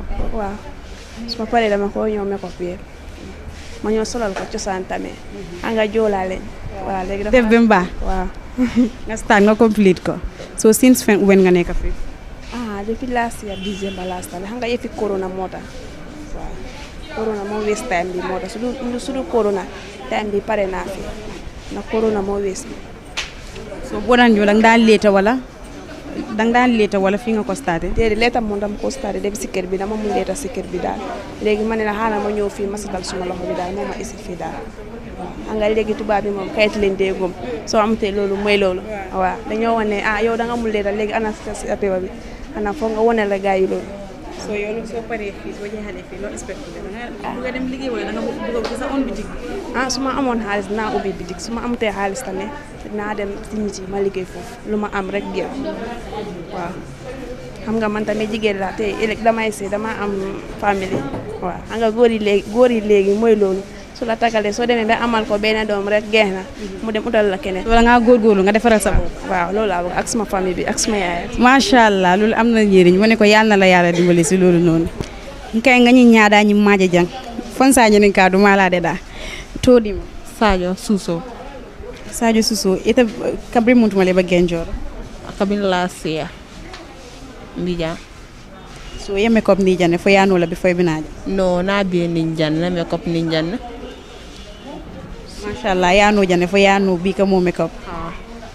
Fo bi na non ka mo makeup.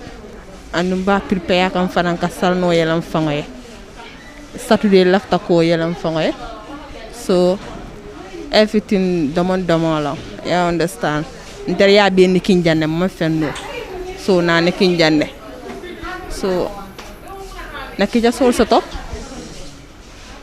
mashallah kumayata bakele isita fo ya niki ndulata fo lefta kasalo no yele faye so ita ba muna fola inyong sungutoli me yalo ko be sirim bantare fenki kan so e ka sile ka ko be batum don nata jangaje yut sol da mala fentita atol be bajang dol ba makeup la dol ba hair dressing dol ba catering so e muna fola yut sol mel ba sir no yana makeup be nyami yani hair dressing ko di terengole bije andu ni la fa ko do so tay la fa ke fongona fa suma isa keno because ko di terengole bije yana si ken songo faram mo na fa fenna telefta tafku tafku lefta wa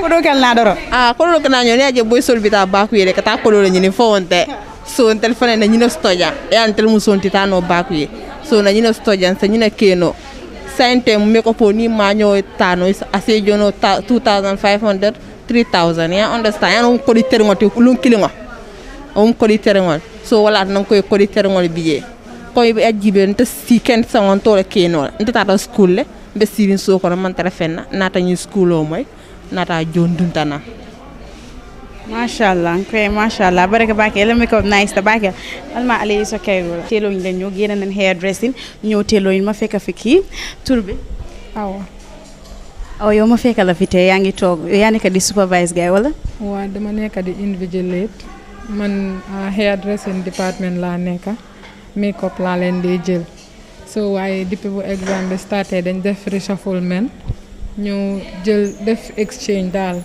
hair dressing ñu indi ñu fii jël ñeneen yóbbu leen catering department so catering ñu jël leen indi leen yóbbu leen hair dressing man moom fii laa nekk since bu exam bi starté ma nekk di invigilate gars yi di xool naka la gars yi nekk di liggéeyee nga xam ne exam bi dina fair dina transparent du am benn student bu wax ne teacher bi ma woon because dañ jël teacher si ju jaxase leen waaw so man duma fi mën a woon kenn tailoring teacher tam du mën a woon kenn hair dressing du sa stand ba du yow si hair dressing bi nga bokka loolu lañ def nga xam ne daal exam bi dina fair kenn du am dara lu moo complain daal waaw du ñëpp xam ne Gambian si dañ bëgg a cheat exam students yi so yow tey nga nekk fii how is the process like students yi nu ñu nekk di defee seen exam waa it's really okay ñu ngi comfortable kenn ku si nekk affaire si bit by bit la because bi ñëwee bi ma starté dañ ma put through ne ma lii la gaay ñu war a njëkk a def lii lañ war a njëkk a def den ñaw bi mooy mujjee comme niñ leen ko jàngalee rek noonu la ko gaay nekk di defee kenn ku si nekk da nga am sa machine ñëw indi say piece kenn ku nekk wax nañ la lan nga war a def daily soo ku si nekk boo ñëwee rek da ngay xëy jël say piece rek ñaw soo paree su time bi jotee morning bi 1 o'clock la ñoo wàcca then afternoon bi tamit seen time su jotee ñoom it ñu wàcca ku nekk paak sa bagage dellu ba si ëllëg si nga ñëwati def li nga war a def. loolu am na solo anti aw ñu gis la nga nekk fii Gaye Njorro bu ma fi duggee gis naa fi ay youths yu bëri waaye ñu bëri dañ dee wax ne like youths yi duñ dee bugg a liggéey ak yooyu noonu waaye gis naa fi ay xale yu ndaw ñu si hair dressing bi am na ñu nekk si catering bi ba nga ñëw si tailoring bi tamit yow looy wax youths yi xamante ne ñu ngi toog si biti te bëggu ñëw jóg liggéey. loolu démba la woon youth si démba Gambia ni démba ñoo bañoon ay menial jobs wante léegi people are proud of doing everything nit yi kontaan nañ si lu nekk loo xalaat léegi xale yu ndaw nga gis ñu amee seen salon xale yu ndaw nga gis ñu amee seen ay ñaweekaay xale yu ndaw nga gis ñu amee seeni catering boutique di def lu nekk daal loo xalaat ñu ngi koo def te dooguma jamono boobu noonu la Gambian si daan puugaroo office ne man banque laay liggéey wala fii ak fii laay liggéey because fii koo fi gis dem na school we jeexal ñeenay dem nañ ba university level sax ñu doog a ñëw fii nii because of seen passion lañ nekk di toppa te lii def laa njëriñ because ñun ñu ngi nii feet ñaaka feet doo toog ba nga broke at least lu bon daily di nga am sa income unlike ki nga xam ne dafa dem liggéey office toog ba weer bu dee di xaar salary waaye lii nag everyday yaa ngi koo am te amal sa boppa dara daaxut ko amal sa boppa moo gën lu nekk nga self independent bu la kenn amee nga amee sa boppa te métier soo ko amee du la nax foo dem si wool bi di nga fa fit man maa ngi ñaax kenn ku nekk parent bu nekk ak xale bu nekk na am góom-góom am gis-gis ne mun na koo def ni borom school bi jaar ba egsi fi mu egsi keneen ku nekk soo góorgóorloo rek di nga fa egga incha allah te bu kenn xeeb boppam bu kenn ne munuma di woot munuma man duma koy bugg a dégga because kenn ku nekk mun nga da nga am pour génnee sa bopp nga forcer ndax nga mun a fit si société bi. loolu am na solo bu kenn xeeb boppam te ku nekk nga gëm sa bopp nga gëm li nga doon te ñu gis fi fu mu nekk nii temps boo dañ dee wax ne jigéen ñi dañ dem si teeloo yéen waaye dafa mel ni ay jigéen laa fi gis. macha allah soo seetee jigéen ñi ñoo fi ëppa fiw góor nga fi fekka waaye jigéen ñi ñoo fi ëppa te macha allah li góor yi di def ñoom it ñu ngi koo def parce que soo seetee kenn ku nekk mu ngi téye machine am ku nekkaa ngi téye sisoom ku nekkaa ngi téye tape line am te ku nekkaa ngi gëm sa boppa gëm na di nga ko mën a defal sa boppa te gars yi am nañ passion bi pour def ko.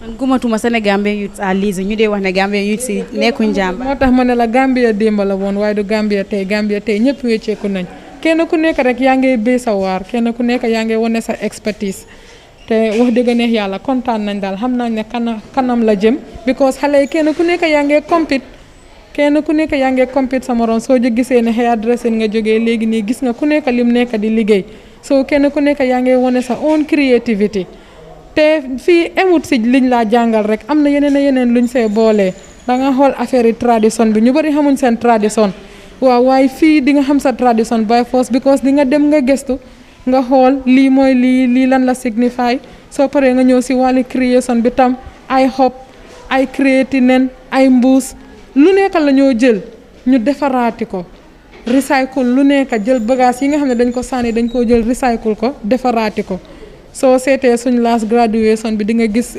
création yu doy waar la xale yi defoon so macha allah gàcce nga la ma daal xale yi ñu ngi góorgóorlu wax dëgg yàlla loolu am na solo xale yaa ngi traité ñu wax ne Gambien si dañ léegi aguñ Gaye Njorro moo tax dinaa def nii rek tur bi. Fatou Kassé. Fatou Kassé yow la defar nii. wedding dress laa nekk di ñëw. xanaa ma nga koo ñëwoon nag su ma paree nga solal. waaw baax na incha allah pour yow. li nice na yow since when nga nekk Gaye Njorro. léegi almost 6 months léegi ñu ngi si final exam bi léegi loolu lañ nekk nii so. before ngay ñëw fii da nga daan ñëw wala fii nga ko starté. before may ñëw fii dama startoon comme si atelier yi then after waaye loolu yàgguma fa few months la rek after si la start fii nii but alhamdulilah léegi moom mun naa lu bari loo xam ne xaw ma ko woon si ñëw waaw léegi sant yàlla. so naka process bi soo fi jeexalee da nga bëgg a ubbi sa own tailoring shop wala. incha allah loolu laa bëgg su ma jeexalee daal bëgg naa ubbi suma own tailoring shop daal. kon naka Fatou Creation. non Kassé Mabas Creation. boobu toj na mu ne Kassé Mabas Creation bu boobaa mu ñëw nga ma di ma solal rek tur bi. maa ngi tudd Khady sant Cissé. Khady yow since when nga nekk fi. fii 6 months laa fi dem after ma dem attachment 2 months. so fii nga starté di ñëw. fii déedéet yàgg naa ñëw am naa 3 months balaa ma la ñëw fii nii after ma ñëw fii nii ma am fi 6 months after gars yi bu ma attachment 2 months léegi maa ngi ñëw def fii suma final exam bi suma final year bi. so baax bi yaa ko ñëw. gis ngeen lii mu ne ko gis ngeen lii nice na de ana ñu bëgg a fashion mu ne ko ñu bëgg a fashion si tradition bi lii dafa nice. jërëjëf. so lii laa ko defar nii fii nga ko jàngee. fii laa ko jàngee kay. so da ngaa defar lii ak daala wala ak yére. ak daala yëpp lañ dee defar fii nii daal dëgg gars yi jàmbaane jàngal nañu lu bëri mëneewu ma ko woon si ñëw outside waaye moo ñëwee fii nii mun naa dog mun naa def lu nekk léegi gars yi ñoo ma ko jàngal defar baag bi ak daala naa façon yi baag daal loo bugg a lekk waaye xam nga. macha allah yow fi mu nekk nii gëm nga sa boppa mun ngaa ubbi sa own boutique nga nekk sa own fashion designer. incha allah su ma amee ku ma jàppale kay bugg naa ubbi suma own. nga defaral sa boppa. nga defaral suma boppa. loolu am na solo trop ma ne ko loolu am na solo lii nice na man su may def damaa yóbbaale lii ma def nii rek. dama laa tudd. Adama yow lay defar ne. daal lay defar mu am boo daal bu am boo si kaw. daal bu am boo. waaw. ma ngi gis yaa ngi faa def wax. waaw wax laay use léegi su paree dafa mel ni noonu la ñëwee dañ ko defar ba mu nice. soo gisee ba di nga foog sa loxo moo ko defar. non soo ko gisee moom doo foog ne loxo moo ko defar si nag seriously soo ko gisee non su paree da ngaa foog ne machine moo ko defar parce que liggéey bi moo set waa. so since when nga nekk Gaye Njorro. léegi am naa fi 6 months already waaw. so lii fii nga ko jàngee. waaw fii laa ko jàngee alhamdulilah parce que ñoom seen teacher si suñ la dee jàngal moom pour nga xanaa nga bañ a mun de waaye suñ la téye moom ndeysaan xanaa nga bañ a liggéey ma ne ko xanaa nga bañ a liggéey waaw te fii moom ñu fi nekk ñëpp macha allah nangu nañ. yow fi mu nekk nii mun ngaa ubbi sa own bitik. waaw mun nañu. ragaluloo si dara. ragaluma benn ñawkat fi mu nekk nii. ragaluma benn ñawkat ragaluma benn defarkati daala moom ragaluma benn ñawkati baak. ragaluma benn designer. ragaluma kenn. sa designer boppam. oui waaw loolu yëpp thanks to Gaye Njorro la. macha allah loolu am na solo trop ma ne ko loolu am na solo. tur bi. Maymuna yow lay defar nii. lii laa nekk di defar pleat dress pour wedding dress. waaw noo ko dee defaree. so dama toog comme one hand la moo nekk then after fii dama faa def pleat si ndigal bi then after ma def net nga xam ne dafa taxaw. fii nga ko jàngee. waaw fii laa jàngee yëpp. macha allah since when nga nekk fi. since November laa fi nekk te jàng nañ lu bari dëgg bu ñu ñëw fii mënuñ dara toog pédal sax mënuñ ko waaye léegi alhamdulilah lu bari mën nañ ko. bu doon ñëw tooguloo benn atelier di ñëw fii nga ko doore. non maa ngi doon dem atelier wa comme ay pédal nii mënuma ko woon soo ma ñëwee fii si laa jàng yëpp mën ko. fi mu nekk nii mun ngaa defar wedding dress. waaw fi mu mun naa defar moom. mun naa ubbi sa own bitik. waaw incha allah kay mun naa ko moom. macha allah nga nekk fashion designer bu mag. waaw ma ñëw nga maa solal. waaw dara solo. ma ne ko loolu neex na. Samba laa tudd. Samba ma gis la tey ngay ñëw. looy defar ni. lii dagit la dagit armless la.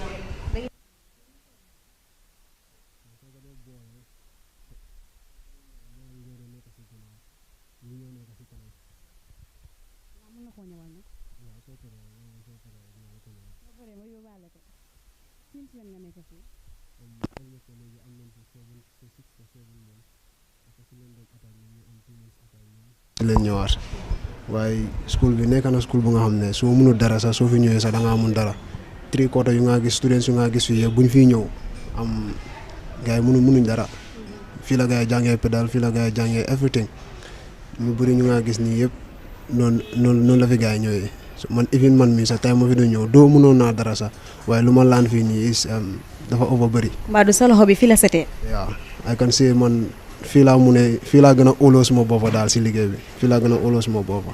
fi mu nekk nii mun nga liggéey bi. over naa mun liggéey bi sax.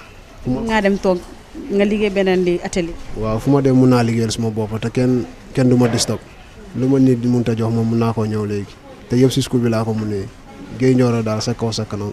sa kaw sa kanam ma ne ko sa kaw sa kanam ah. fi ibaadu bi tamit moom baag la tii nii li nice na de waaw li yaa ko defar. waaw maa ko defar léegi nii. soo noo ko defaree.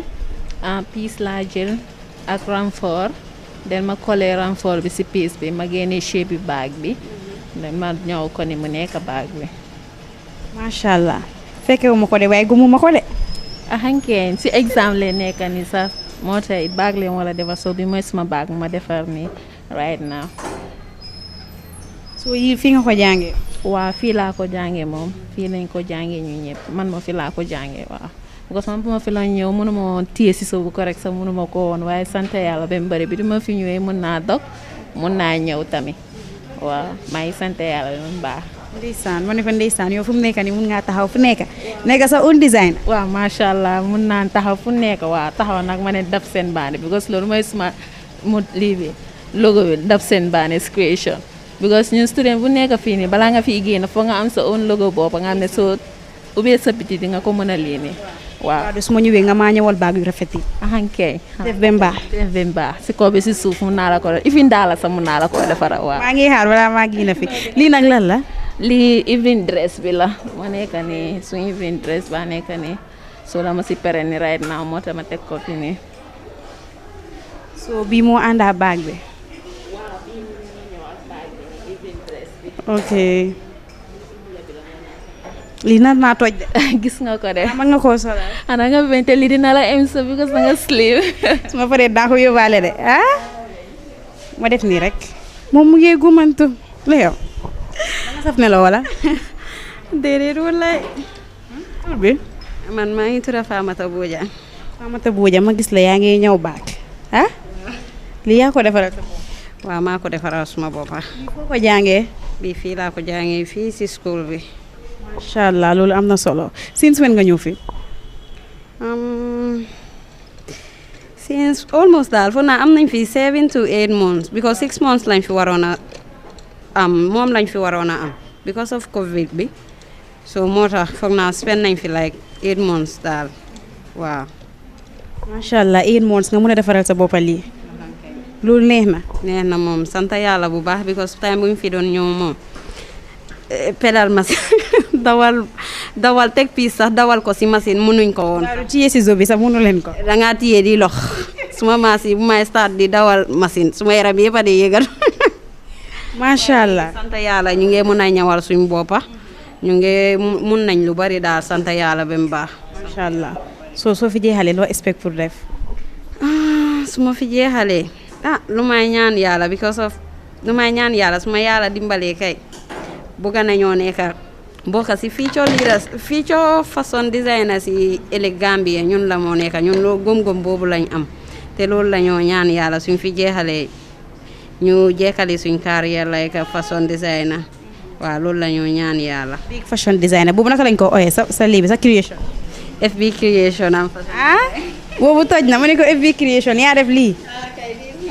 dress nekk nii moom laa ñëw moo handbag bi ñoo ànda evening dress ba nekk nii lii moo nekk loxo yi hankay soo ko solee ba pare comme like su ko nit solee lii dama ko jël after ma design ko si gannaaw décorer ko design ko taka ko mu nekk evening dress daal anyway dress la waaw. ne ko macha allah FB creation boobu toj na.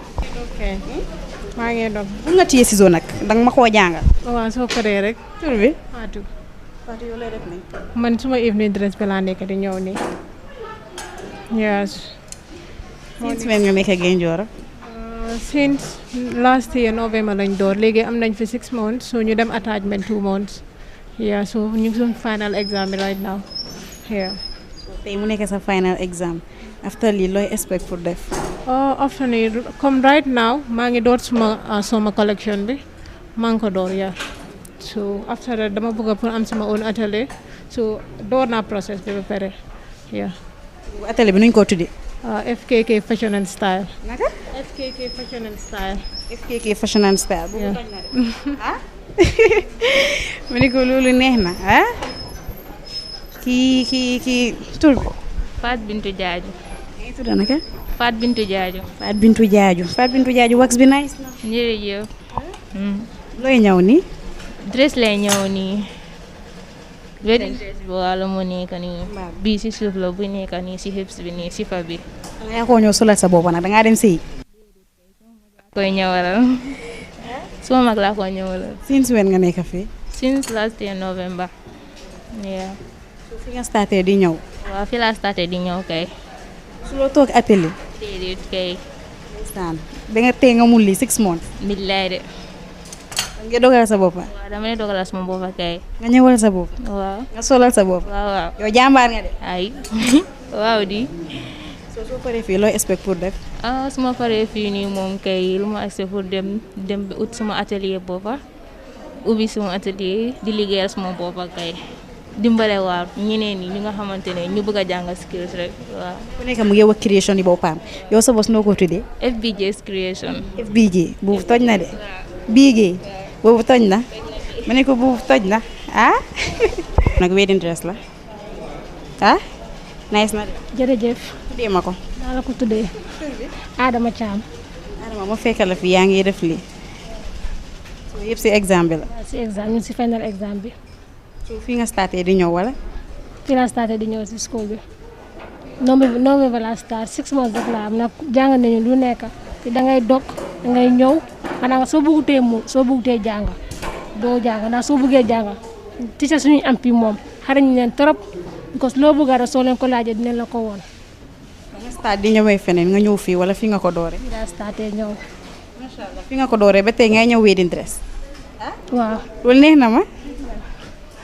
kon de kontaan naa boobu.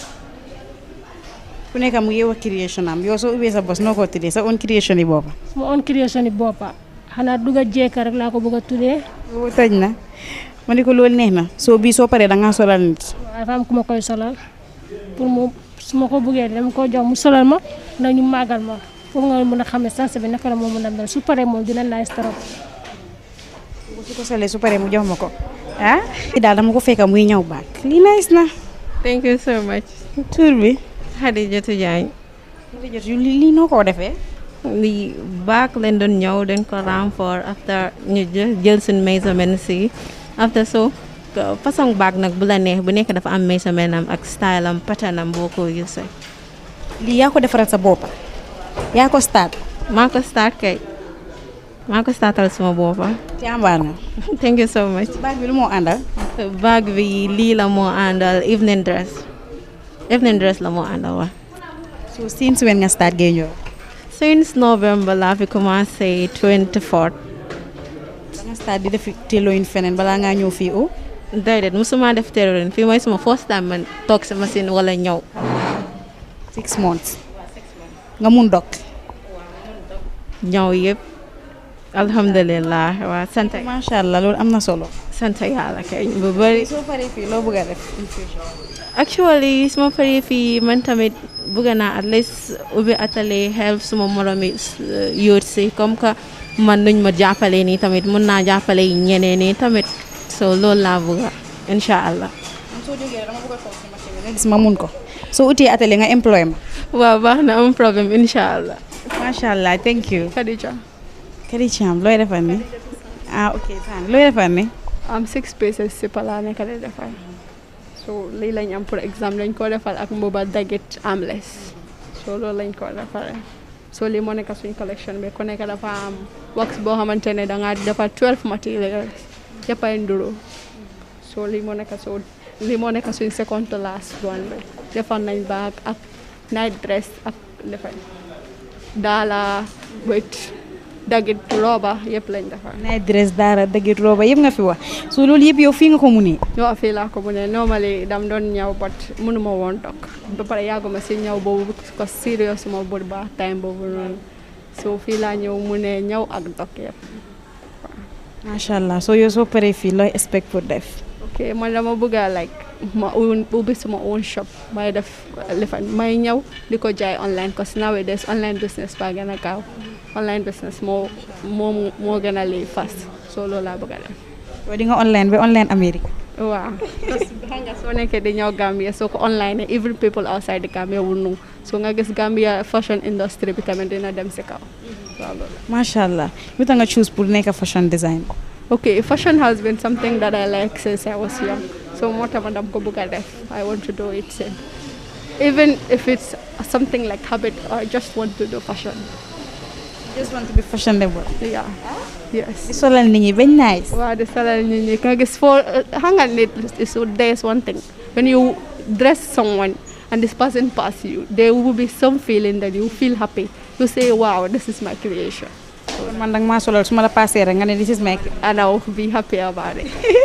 ok thank you. soxna laa tudd. soxna yow looy defar nii. wedding dress laa nekk di ñëw. yaa ngi kontaan de yaa ngi smile rek. so wedding dress baa nekk nii. si kaw laa nekk di ñëw nii waaw. so yow since when nga ñëw fii. November laa fi start. November sa ñëw feneen wala fii nga starté. maa ngi soog a ñëw fii laa starté yëpp. fii laa toog ba tey nga dafa wedding dress. macha allah. jërëjëf fii laa starté yëpp. ma ne ko loolu neex na. soo wedding dress bi su paree nu moo nduru. dina rafet moom. dina rafet trop. lu nga wax de su ma paree maa ngi ñëw. waaw ñëwal. so yow soo fi jeexalee loo expect pour def. su ma paree fi bëgg naa start suma business si boppa waaw parce que November laa fi start de waaye si diggante bi jàng naa si lu bëree bëri waaw suñu teacher bi tamit mi ngi very willing lu nekk la ñu dee jàngal waaw amul benn problème. di nga jël piis nga dogal ko sa bopp nga ñëwal ko sa bopp. waaw yëpp ñëw dee dog ñëw dee ñëw yaay defal lu nekk sa bopp. macha allah kontaan naa thank you. gis ngeen xale yu ma leen wan yëpp kii moo nekk si gannaaw everything ma ne ko xam naa ne moom dina nekk fashion designer bu mag xale lu ñu wan day very creative gis neen xale yaa ngi defar bag ñeneen ñu ngi defar wedding dress different things ma la ca la rek tur bi. Ami King laa tudd.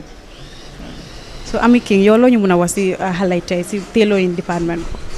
kontaan rek ak sant yàlla waat santaat ne alhamdulilah toog ba jàngal nit ñëw mu toog di def li mbégte la ñu sant si yàlla bu baax waaw dañuy sant yàlla rek. macha allah ñëpp xam ne liggéey ak youth si easy wul te gis naa fi ay youth si bëri so naka process bi. non easy wul parce que ñoom xam ne léeg-léeg maa xëccoon teeg ñoom ne bugguma lii bot ñoom tam ñu neex a jàngal leen moo tax tey gars yi am luñ am man de kontaan naa si ñoom bu baax a baax te am naa yaakaar tamit si ñoom ne sooner or later ñoom ñooy nekkal future fashion designer si Gambia bi incha allah waaw. man dama over surprise xale ñu ne suñu ma waxee 6 months lañ fi def and ñu ngi dogalal seen boppa ñu ngi ñawalal seen boppa loolu naka la mu ñëwee. non 6 months sax bari na ñu ne saabu du fóot boppam mais moom mun nañ ko wax mun nga fay def 2 months ngay dogal sa boppa ngay ñawal sa boppa waaw. fu mu nekk nii damaa sànni micro bi ma ñëw toog ngeen maa jàngal. amul benn problème incha allah incha allah. yow lay advice gars yi. pour ñu gën a góorgóorlu rek xëy na def nañ seen exam jeexaagut ba léegi des na. still am na yeneen yu leen di xaar ci kanam te always lu ma leen di wax rek bëgg naa leen di gis fu kaw a kaw buñ ragal dara nañ gëm seen boppa ba pare leen moo ma neex ci ñoom dañ dem attachment buñ demee attachment ñu leen di ombaloo dañ fa bàyyi ñu ñëw ne ma man anti amee bëgguma nekk fuñ may ombaloo ful yëre laa bëgg ñu jox ma ñaw xam nga loolu sant yàlla la waaw te am naa yaakaar ci ñoom incha allah waaw. macha allah mu ne ko macha allah am nu ma leen ko waxee rek duñu interview students yi ba ñu nekk ci gannaaw students yi madame Tour. man maa ngi tudd Anti Mariama Mbay waaw. Anti Mariama yow fii luy sa rôle tey gis naa la yaa ngi si xale. waaw man tey suma rôle lu ma fi indi mooy dama ñëw pour invigilate ba pare maak exam si seet xale yi seen liggéey waaw. yow si kër gi nga bokk. si kër gi nga bokk fii nga bokk. waaw fii laa bokk kay daanaka parce que yàgga naa fi ticc naa fi nekk naa fi lu yàgga ba pare di suma sista di suma lépp waaw. ma gis fi xale yi ñu ngi def ba mu baax soo yow loo ñu mun a waxtee si xale yu fi nekk Gaye Njorro. xale yi sant yàlla bu baax parce que soo nekkee si métier boo xam ne yaa ngi jàngal ay xale wala yaa ngi doon jàngal ay xale yoo xam ne xaaj yi sa mënuñ ko ñu jógee seen kër yi ñëw ñeneen ñi nu ñoo téye koom sa def dee nekk seen problème ñu ñëw ñu war leen a jàngal ba tey ñi toog war a mun a xaaj war a mun a defal boppa ba war a mun a tiim boppa ne ñu ngi defar sosom nga xam ne mooy lite bi nga xam ne digga la tradition na waaye dafa métti torop kon ñoom suñ demee ba war koo mun a def ñun dañoo kontaan tey sant yàlla bu baax a baax. macha allah ma ne ko macha allah yow looy wax yeneen nit yi nga xamante ne jóguñ pour def métier jóguñ pour def dara. yaa li ma leen a wax mooy ne métier naxut kenn métier sa alali boppa la métier moo nekk loo xam ne boo ko munee yaa moom ba kere bi ngay dee doo ko jël jox ko kenn te du la nax mukk ndig foo tollu di nga ci mun a liggéey.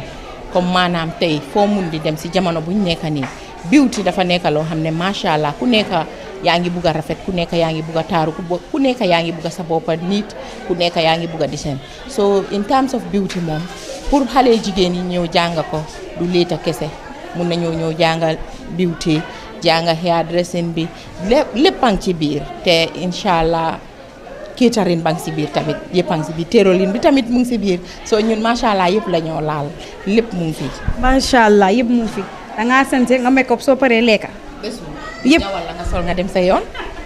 ma ne ko loolu neex na soo xale suñ fi paree loolu leen dee expect pour gaa ñu def. xale yi suñ fi paree liñ dee expect si ñoom mooy ne njëkka mooy dañ leen dee boole ak yenn yoo xam ne maybe daf leen dee mun a jàppale comme am na xaleel yoo xam ne sponsor lañ fi am after sponsor dañ leen dee mun a jàppale understand nga mu am NGOs yoo xam ne dañ dee war pare pour jàppale xale mu am xale yoo xam ne sometimes seen nit ñi sa nekkuñ fi dañ leen fi indi pour ñu mun a jàng am seeni kayit tukki dem jël kayit yoo leen mun koo liggéeyee feneen so lu bari mu ngi ci biir fii nii lu bari duñ la fi génnee mukk nga génn nga dem te doo am si loo taxaw man mii suma doom bu jigéen fii la jàngee bi génn tey mu nga ne am salonam di liggéey kon sant yàlla ba mbari te mu ngi def lu alhamdulillah mu ngi ci kawam mu ngi góorgóorlu te loolu laa nii képp xale ku fi jógee ak képp ku toog si kër gi te ñëwaguloo yàlla indi la fii nii ba nga mun a toog def loolu. macha allah looy advice xale yi.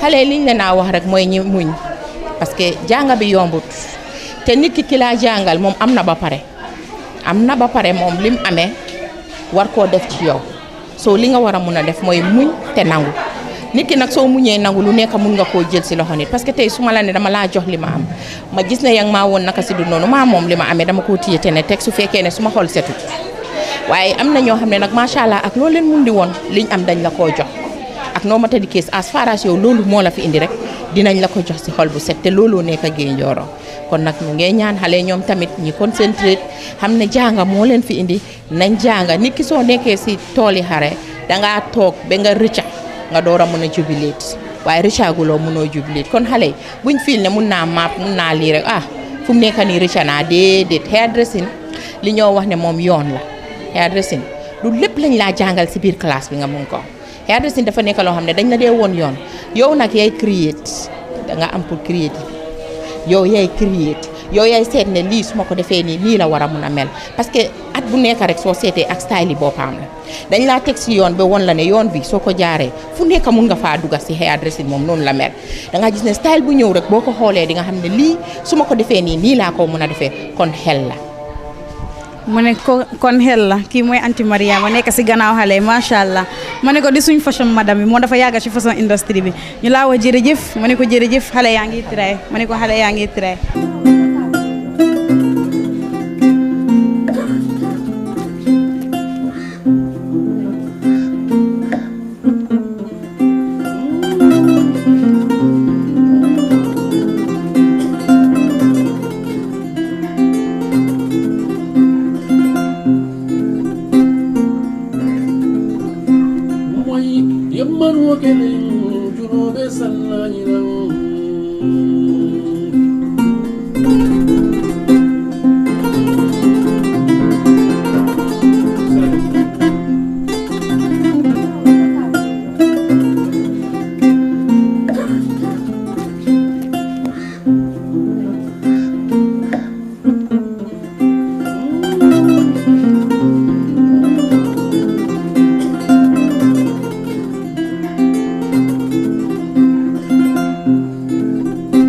suñ ne xale yi Gaye Njorro dañ créatif man gëm naa ko man daal fu mu nekk nii te mu nekk fes de ma gis li waaye gëmuma ne yaa ko def. maa ko defar kayit laa jël ma def ko dress den ma jël feeda si ma def ko nii. macha allah lii noo ko mu ne. lii daal fii rek laa ko jàngee de fii rek laa ko jàngee. man dama ne soo téyee kayit pour dog ko dafa xar. déedéet xam nga kayit lañ dee tracé ba lañ dee dog si piis bi soo ma ne léegi nag ki ne mun nañoo jël kayit di ko placé. ma jël kayit bi ma defaree ko dress ñun fii bala ngaa ñëw danga dee jël kayit nga dog si kayit bi ba pare make sure ne loo dog am na correct na den nga soo loolu tax ma jël kayit bi nii def ko si dress. macha allah noo ko defaree loxo wala. loxo nga use. waaw loxo laa use. nga toog ñu gis ko. dress bi nu mu tudd baabi dress la. ma ne ko baabi dress bi toj na toonal ñu gis ko. kii kayit la jël mu defaree ko dress mu ne ko lii toj na da nga créatif. jërëjëf. man kontaan naa. jërëjëf. nice na. macha allah. beneen yow sa lii nu mu tudd. li moo tudd création. création lii ku ko create. jaara moo ko créé suma mag. jaara yow yaa def. maa ko def boole koo xeeb rek. nice na torop lii noo ko defaree. lii dama jël popeline ma nata ko si moom soo ma jël suma loxo raw mees bi leeta mees bi. yëpp loxo laa ko ñëwee ñu gisul soo ma créé ko soo ma def raw ak mees ma defara ko bodaas lii ak daalal. man dama foogoon ne mees pour boppa rek la waaye mees tamit da nga koo créé. ma koo defar lu la ne dafa des si yow sa own idea ngay jël nga use ko nga defar ko soo ma ne xaaral ma defar ko skirt ak lii mu solu comme Nigerians. lii foo ko jàngee. lii Gaye Njorro rek laa ko jàngee because dama jël si ñoom some ideas soo ma aat ko ak man lu ma am ma boole ko. macha allah kon yow da nga créatif ma ne xoolal lan ma lii na jaaxam bi toon ñu gis ko suñ black beauty bi lii nice na ma ne ko lii nice na macha allah yow loo feel tey. loo feel. I'm very happy because I'm so. dafa kontaan ba mënut a wax. dama kontaan ba mënu maa wax suma xol dafa fees parce que def na liggéey bu rëy kontaan naa si moom torop am na fi benn at te def na lu set loxoom set na wécc kontaan naa si moom torop aw ma fayam moom. aw ma fayam te dafa créatif torop macha allah lii moo ko defaral boppam moo jël mees bi créatif ko defaral ko boppam gisuloo moo ko ñawal boppam. macha allah ma ne ko xanaa da nga koo simi nga jox ma nag. waaw saa yoo paree rek ma simi ko. man léegi laa man pare naa. nice na mu ne ko nice na yow it jàmbaar. jërëjëf kii moom suma séet la. séet baa ngi nii mu ne ko séet baa ngi nii séet nuyu naa la. fay naa la. fay naa la. yow daal nii rek nga def.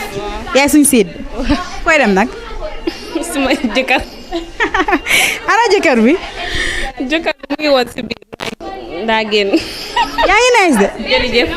jërëjëf. la defaral lii tey. Jaaram mi moo ma ko defal di suma cousin di ko ñaanal yàlla mu toog ba ibbi salongam. yàlla macha allah benn at lañ la am fii waaye loxoom set na léegi. ma ne ko macha allah da nga kontaan yow fu mu nekk nii bul simili de demal straight ci sa jëkkër comme noo ko waxee rek. lii nice na ma ne ko macha allah xale yaa ngi over creative ñu ngi gis fi lu bëri jërëjëf. ma ne ko gisati naa beneen fu mu nekk nii yow moom yaa ngi taaka di fay stick bi nag pour lan la. stick bi comme cosaani Joola comme suñoo génnal leen ni nga dee solo. te cosaani Joola nga def. yaa ngi nice. jërëjëf. xanaa Joola nga. waaw. ku la defaral lii. moo ko def. liggéey bu rafet bi. waaw maa ko defaral man maa defaral lii cosaani Joola suma cosaan la soo dama ko wala defal waaw lii mooy suñ cosaan comme sooy génnalee suñ duggee la suñu génna luñ dee sol waaw nga cosaan daal suñ maam yi dañ ko fekk ñu ngi koy def soo dañ ko wala toppa. macha allah soo yaa defar lii lii bu nekk si lii bi loolu lan la. loolu ba serengab lañ ko dee wax cosaani Joola la tam lii mooy suñ cosaan bi dañ dugub la dañ ko toogee ak ñuul. ma ne ko nice na cosaan bi nice na da nga creative nice na. thank you. trop ak makeup bi sax. jërëjëf. waaw yaa ngi kontaan yow tey loo fil nga gis lii. kontaan naa kay yeah very happy. very happy da nga kontaan ba mënuloo wax. waaw. thank you.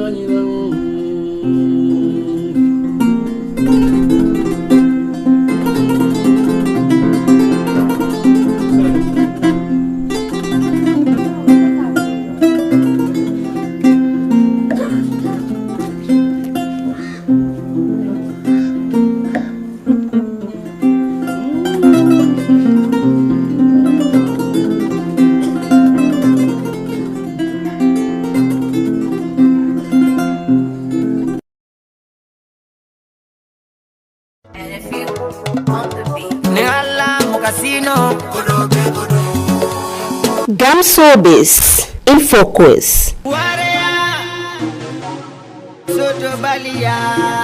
with Kalilu Banjang every Saturday from 8 to 10 p.m.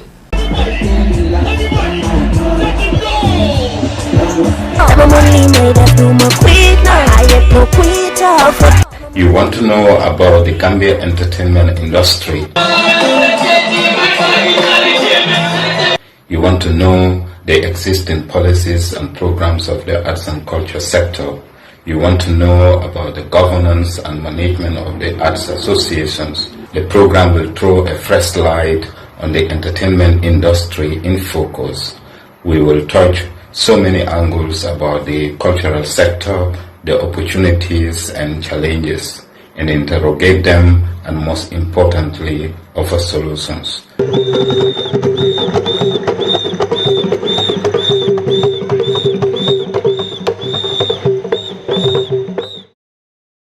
To Gambian Talents Promotion, the Gambia's first non-profit online public broadcasting network and home of culture and entertainment. At GTP, we bring you the best of Gambian creativity right to your doorsteps. Sell your products and services to millions of Gambians and friends of the Gambia via our online radio, TV, and newspaper. Advertise your business and watch your clientele grow like never before. Our content from the Gambia gets the diaspora hooked up to our screen, whilst those in Gambia love what we bring for them from afar. This gives us a unique edge and separates us from the rest. If you want to be heard or seen by the world, contact GCP